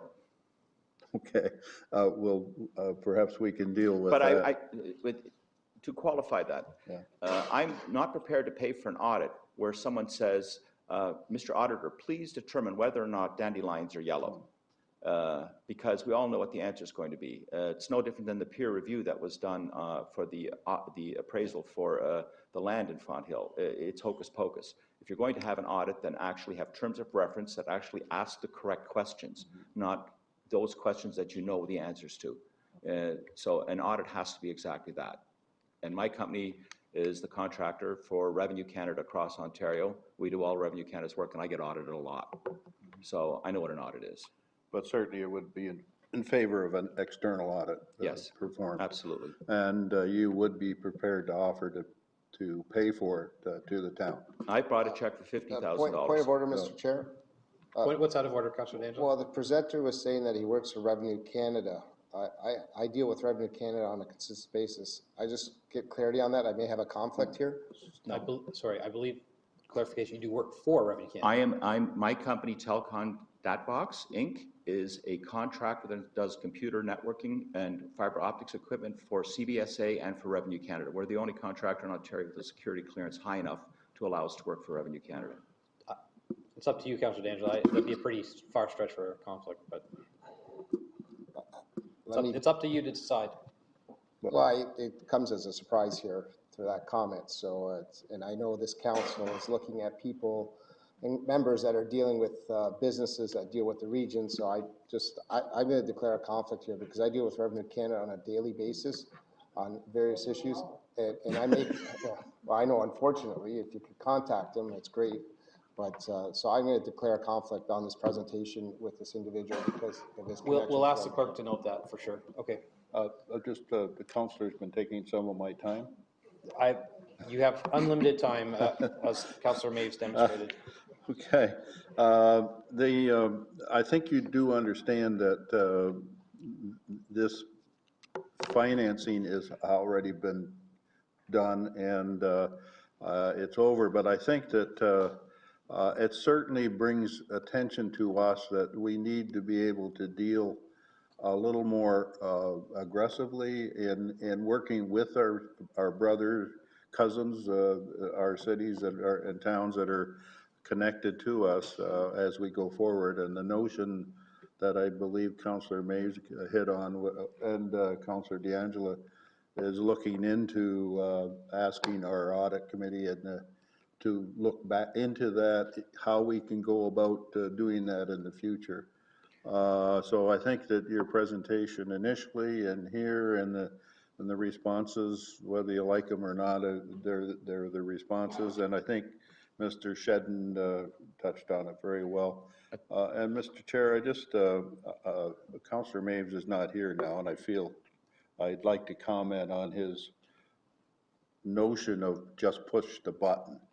We have buttons here too, and I don't think we just push buttons, and I think that was inappropriate. But unfortunately, he's not here, so he can't defend himself. So thank you very much. Well, in answer to your question, sir, with respect to debt levels and the community, I think I mentioned it earlier, and you made the point we have to think about it a little bit more. I think the challenge is when you make a decision as a council, you make a decision based on a staff report on certain sets of policies that are put in place. And the staff will say, we've looked at this, we've reviewed this. This meets all the bullet points that we normally need to look at in order to confidently tell you as a councillor, you can make a decision on this issue. When it comes to debt levels of municipalities, the mayor shows up and says, I need $20 million. What for? Don't worry about it. And, well, yeah, okay. Who does the report? Who looks at this and says, wait a minute, they don't need $20 million, or what's the $20 million for? And I think therein lies a challenge. And you were the one who said to me, we just approved this stuff, and we got to do a better job. And I respect you very much for making that comment on behalf of the taxpayers, that somebody needs to do a better job with reviewing these debt levels. And it can't just be because we always say yes. Yeah, Mr. Chair, and just that last comment then is that sometimes we have to work under a municipal act that may not even allow us to do that very well. So that's part of what we're going to have to address as well. Thank you. Thank you. Thank you, Councillor Rigby. Councillor Augustine? Thank you very much, Mr. Chair. My question to the presenter has already been asked, and it was about why he, or if he had ever come to Pelham Council. And I'd certainly extend the invitation to him, knowing that the jurisdiction is at Pelham Council and not at the region. Thank you. Thank you. Councillor Gale is not here. Councillor Barrick? Thank you, Chair. I guess I have a point of personal privilege first, and then I'll have to make a comment after. And that is the earlier comments Councillor Augustine referenced a particular councillor who was emotional and how it was good for optics of the camera, et cetera. And I understand he was referring to me. If he's referring to somebody else, I appreciate that clarity as well. I'm not sure, Councillor Barrick, that that's a point of personal. We all get emotional at times, Mr. Chair, and I apologize if I offended this councillor or any other councillor. Thank you. I appreciate that, Councillor Augustine. Councillor Barrick, I wanted to clarify, thanks, because the last time a counselor referred to somebody as emotional, there was a code of conduct and an integrity commissioner complaint. I'm not suggesting that I'm going to do that, but I did want to highlight that, that here today. The, you know, we're looking for clarity. I think it's, you know, Mr. Hummel as well is looking for clarity. From a regional aspect, we don't know exactly what the true level of debt is, what exactly the true encumbrance of the town of Pelham is, and therefore what the annual repayment limit is when we look at future debt requests. And I'd ask through you, Chair, to Mr. Hummel, the presenter, if that's his understanding as well as looking for clarity. Yes, very much so, because again, I had my own staff, my accounting staff, go through the books of the town of Pelham, and the numbers just simply don't add up. Whether it's, you know, $3.3 million in fees that go in for community facilities, and they're saying they have $12 million in their budget for it, when there's a claim that their land is worth a certain amount of money and they have sown so many acres of it. When we look into it and they don't have that much land, and whether they can achieve that number or not. But yes, we would like to have some, I'd like to have some clarity. I think the taxpayers of Pelham would like to have some clarity. Where's the money for this coming from? And is there enough to finish the community center? I think that's one of the overriding questions. Yes, we can't go back. We can't unring the bell. But somebody should be looking at this right now saying, is there enough money to finish this thing? Or do they have to come back and say, we need another $5 million? Bad math, oops, whatever. But I don't think there's, the math we've done, I don't think there's enough money to build this thing. Thank you, Chair. With that, if I may, I know Councillor Gale was stepped out for a moment, but I have a resolution or a motion to recognize Mr. Hummel's contribution. If it's appropriate at this point to receive the presentation and put the motion forward, I'll send it to the clerks now. I'll come back to you, Councillor Barrick, after Councillor Gale's asked his question. Okay, thank you. Councillor Rigby is also ahead of you in the queue there when we talked to, we were going to try to find a piece of correspondence that referred to this. So I will see what the two motions are and see if we can reconcile them. So, sorry, while I have the floor, I'll make the motion now then, because if I'm happy with Councillor Gale to make his comments and then allow me to make the motion before going back to someone who's already spoken once. Sorry, Councillor Barrick, I did specifically tell Councillor Rigby to leave it till after the questions to the presenter were done. So I don't feel I can now then allow you to make the motion at this point. So if you can bear with us, we'll let the question, because we're actually questions to the presenter, and then I'll look to Councillor Rigby and we'll go from there. Mr. Gale. Thank you, Chair, and sorry for stepping up, but I got some police things going on, so I had to make a call. Thank you for your presentation, or your being there and taking all these questions that we've had, and thank you for standing up before. I had a number of questions, but I'm going to cut them right down in the interest of time.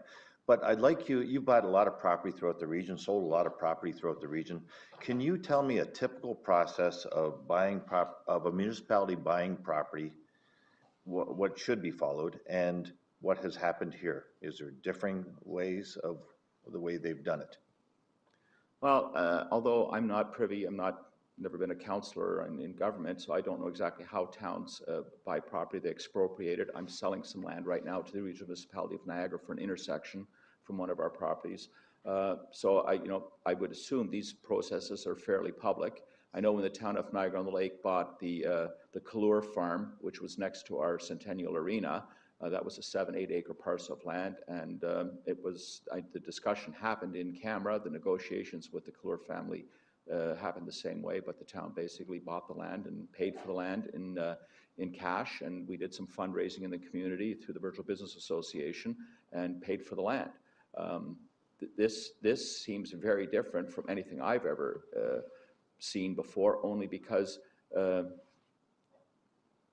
they made it, how do you explain it? You go to a guy and say, I want to buy that hunk of land. I don't own it, you don't own it. You go buy it, and then I'll buy it, a chunk of it from you for an inflated price. So you go buy it for $1 million, and I'll buy half of it a week later for $1.5 million. But I won't even close on it for a year. So you get to have the land, you get to have the whole shebang, and I'll give you the money, you're paid for it, but we don't take possession of it. No prudent business person would ever make a deal like that. I don't care how much I trust somebody. I am not buying a piece of land, paying cash for it, or making the cash for it, or a currency for it, then not take possession. Why didn't they just buy it direct? Why didn't they go to the Mammoth family and say, your farm is for sale for $1.8 million. Here's $1.8 million. We don't have $1.8 million. Go to the region and say, we need to borrow $1.8 million. Great deal on a piece of land.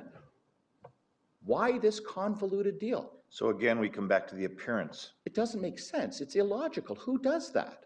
It's taxpayer money. You spent $3-point-something million buying something you bought a week earlier for 1/5 of that. It's illogical. There has to be something more to it. And maybe there isn't. Maybe it's just dumb. Okay, fine. We're stupid. Say so. We made a mistake. Oops. That's fine too. Okay, Chair, later on in this program or this agenda, we have the police. I had suggested a few months ago that the police be audited, as we do 3 agencies every year. And I thought that if you want to audit the police, we have a new regime coming in, and it just checks and balances. I don't detect anything wrong at the police. I've never had any complaints about their accounting and that, but I thought if we're going to do something, let's make sure everything's okay there. But then it came up that we have to pay for it. At the bottom line of that report says the police board has to pay for it, and I said, no, we're too tight on budget and that. Unless you have some accusations, we don't want to. In this case here, Mr. Hummel, you've offered to pay $50,000 of the cost of the audit to be done here. Would you accept them? Would you expect them to accept this? And would you expect the region to be involved with watching over this, or would you want them to be involved with watching over this? The check I've written is the Regional Municipality of Niagara in trust. So my expectation would be you're the people who are on the hook if they should default. Some questions didn't get asked when the money was borrowed that maybe should have been asked. So I'm always concerned with any kind of an audit because I've been involved in a lot of them. And it's the terms of reference for the audit. That's what's key. If you're going to audit something, you can set the terms of reference in such a way that you already know what most of the answers are going to be, and Mr. Auditor, don't look over here. I think the Burgoyne Bridge is a classic example where there was an audit done, a limited amount of resources to do that audit, specific things were looked at, and I think most councillors at this table know there should have been more things looked at. And that's my only concern. I'll hand $50,000 over right now. There's no problem with that, but it has to be to someone who asks the correct questions, not truthiness questions. So thank you for that, Chair. I just hope that they accept that offer and that, because not too many citizens would pay for something like that. And in this case, it's only time that's being wasted, but there's too much of an appearance here of things going wrong, things going amiss. Thank you. Thank you. Seeing no further questions, Mr. Hummel, thank you very much for the presentation.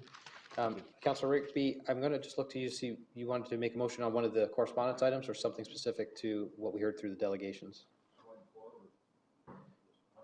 Okay, so I'm only looking to you because we have other items on the agenda, so I just wanted to know if you wanted to it's just, there are a number of items on this agenda that we should be referring back to Fond Hill. So can I go to... We have a motion done. Can I ask, when we get to those items for consideration, can we do the referral then? For items for information? We're right on the delegations now. Yeah, and we have one more consideration item before we get to the information items.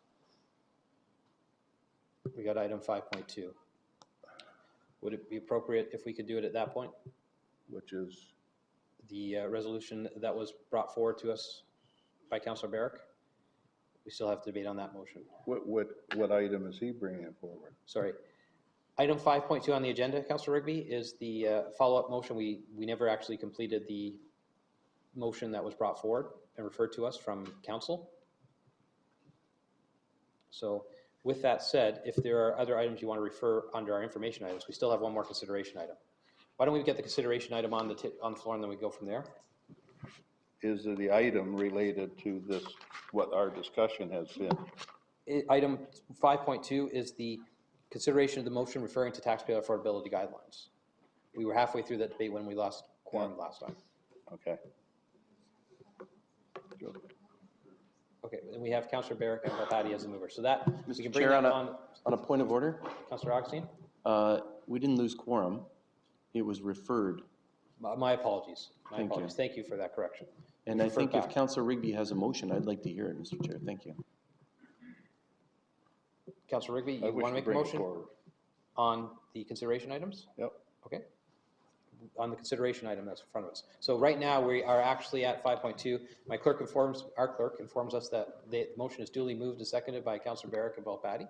So we are now on item 5.2, the item. So Councillor. Chair, if my motion was specifically in relation to the delegation prior to moving on to other business. Okay, so if that's the case, Councillor Barrick will hear your motion. Your motion is to the consideration item? Okay, we'll see what it Okay. is. Councillor Barrick? Thank you, Chair. So I'd like to put a motion forward in relation to Mr. Hummel's presentation that the audit committee endorses the contribution made by Mr. Hummel in the amount of $50,000. That's The clerk- totally against The what clerk I has did. this. For the expressed purpose of an audit into, 1, the municipal credit transaction, 2, the land purchase as discussed at Regional Audit Committee. And I know the clerk has it. If they kindly put it on the screen, it would be helpful for committee. And that audit committee requests the town of Pelham conducts an audit as described in this resolution with the assistance of Niagara Region's Procurement and Internal Controls Department and in conjunction with the region's audit committee.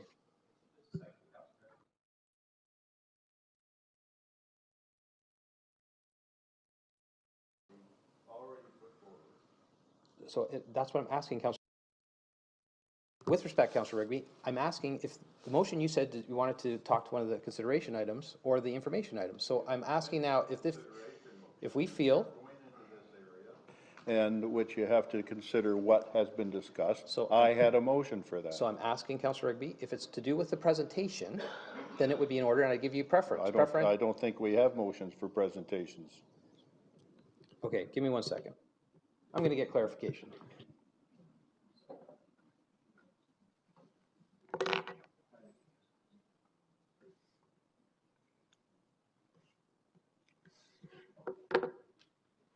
Councillor Rigby, our clerk said that after a delegation, we don't normally put a motion to receive, but if there's a motion with respect to something we heard in the delegation, that would be in order. So if you feel that your motion would be something that we heard in the delegation, I did commit to you that I will let you put through a motion for it. No, If it's to do with the delegation, Mr. Quest.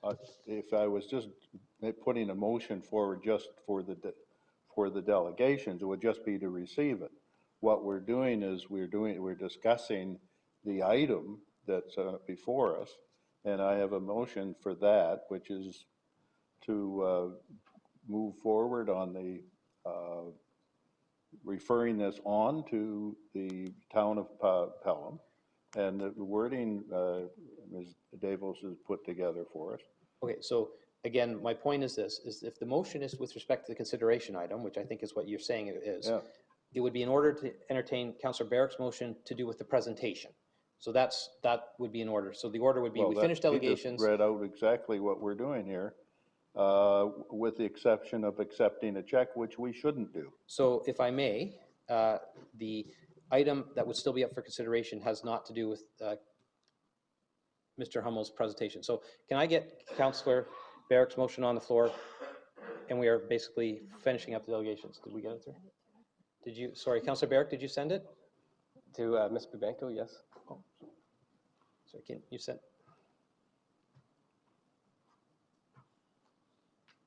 Let's get the wording of that motion on the floor to finish up Mr. Hummel's presentation, and I think your motion will be with reference to the second motion. So we can discuss this motion as after the delegation, and then we'll move to the consideration item for your motion.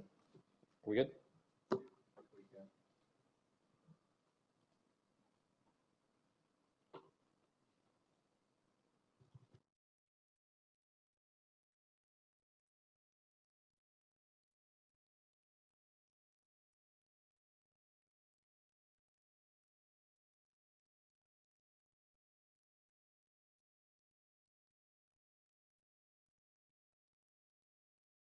Councillor Barrick, do you have a seconder for your motion? Councillor Gale?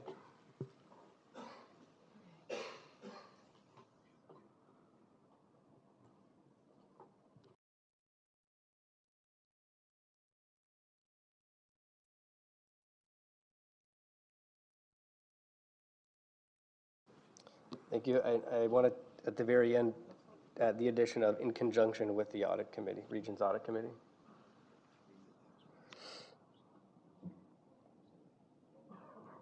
At the very end, the last line.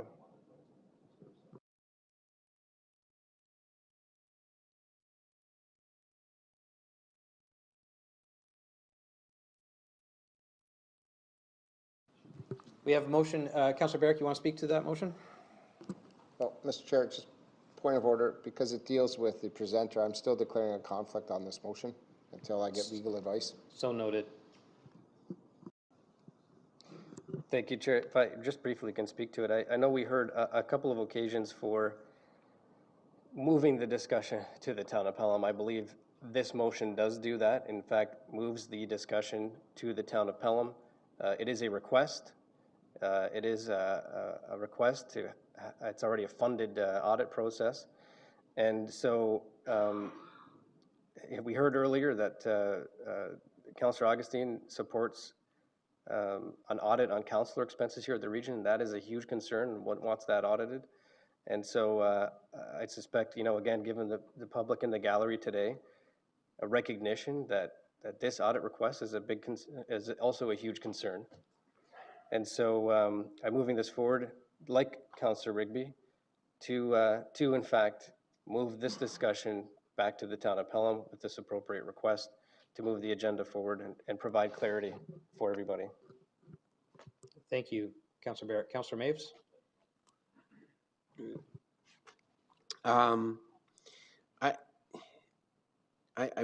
I'm guessing that there's a bit of a feeling of, and the reason why the check was written to the region is there's a bit of a feeling of lack of trust between Mr. Hummel and the town of Pelham. So I don't know if we should add into this in conjunction with Mr. Hummel in order to make that he's confident that the audit that is done and the auditors that do the audit, that he has some level of confidence that they're actually going to get to the bottom of the issues that he's raised. So I would like to move an amendment in conjunction with the Region's Audit Committee and Mr. Hummel. Sorry, Councillor Maves, the wording of that? In conjunction with the Region's Audit Committee and Mr. Hummel. And Mr. Hummel. There's amendment to add and Mr. Hummel at the end of this. Zinks, do you have a seconder, Councillor Maves? I don't know. Or seconded by Councillor Augustine?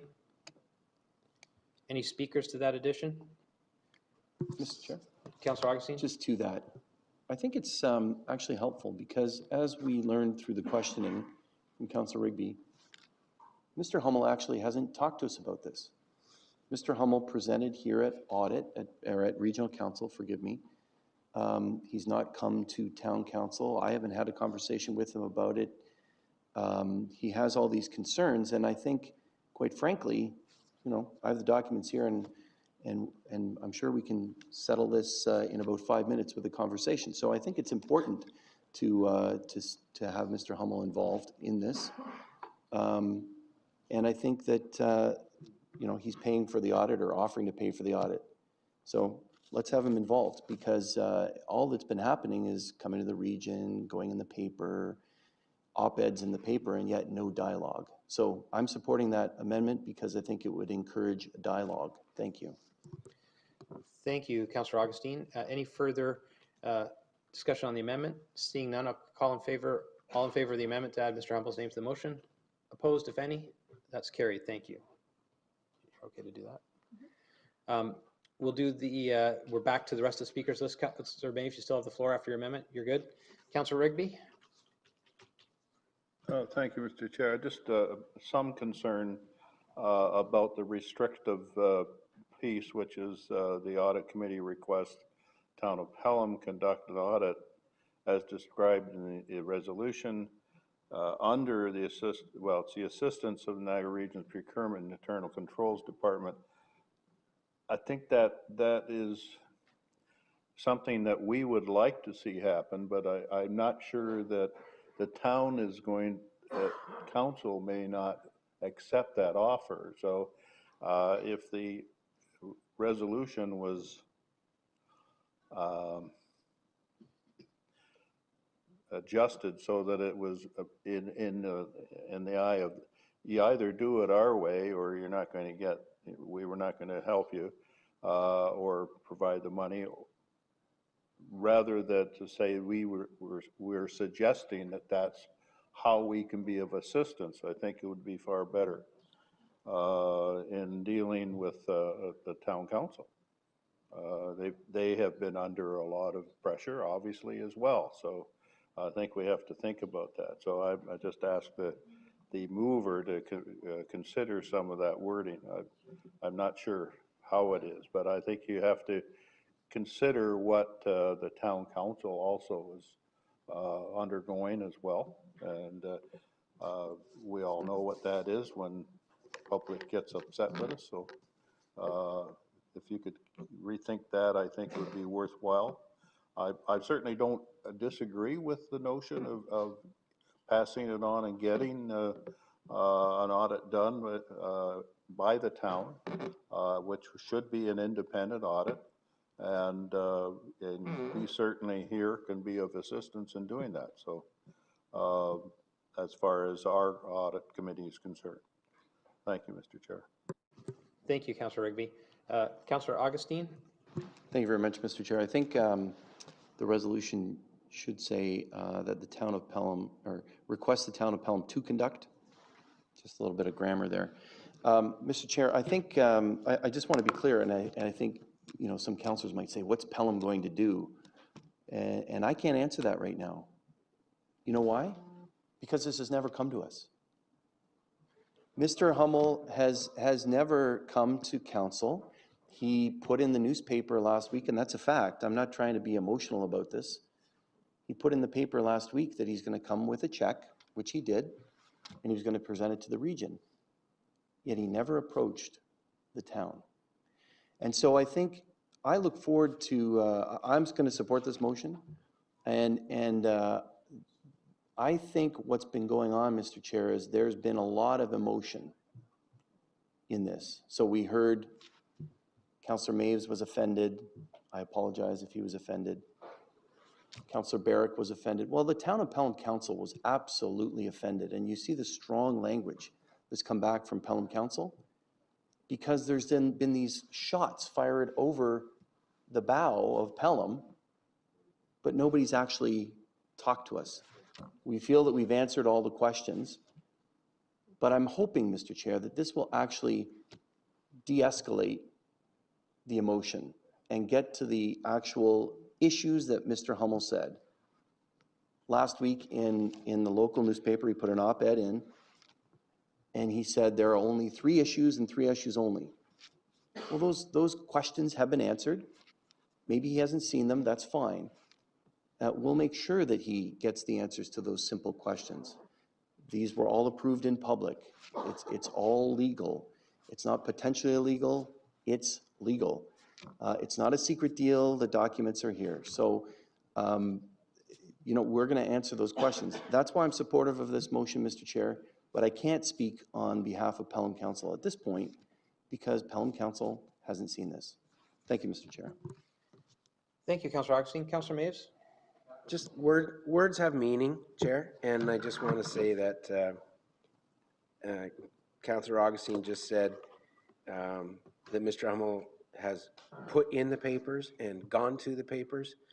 Mr. Hummel, have the papers always approached you, or have you called them up and said, I want you to write an article on this, or have they always approached you?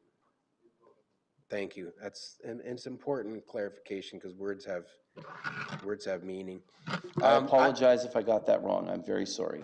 I didn't mean any offense to Mr. Hummel, but he hasn't approached council. Thank you. So, Chair, in addition, Councillor Rigby just talked about, used the term an independent audit. I think this should read conducts an independent third-party audit. I think that the rest of the motion is clearly that's the intention. That's fine, that was the intent. Yeah.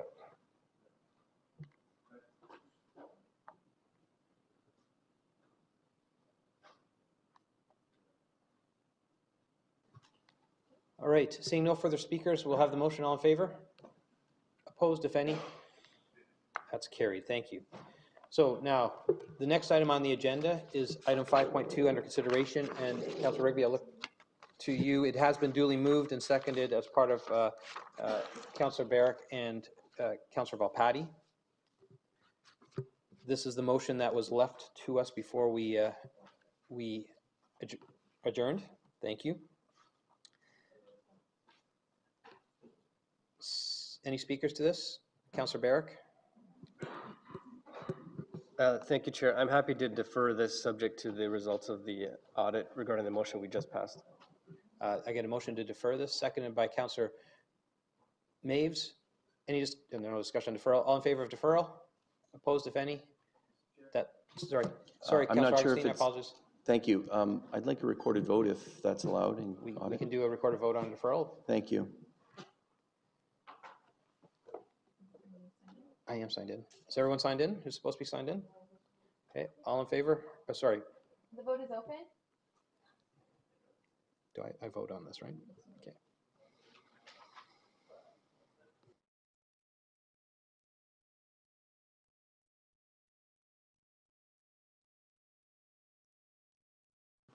That is carried. Thank you, and recorded. Next item on the agenda is the items for information. I'm wondering if I can get a motion to accept them in block. Councillor Volpatti, seconded by Councillor Barrick. Chair, if I may also defer that with the related, all these have to do with the related motion we just deferred, so defer the whole thing with that related motion subject to the return or the outcome of any audit.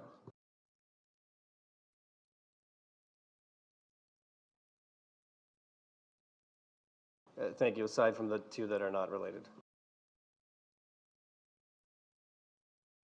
So I've got a motion to defer everything except for ACC 16 and AC 20. We've got them highlighted now.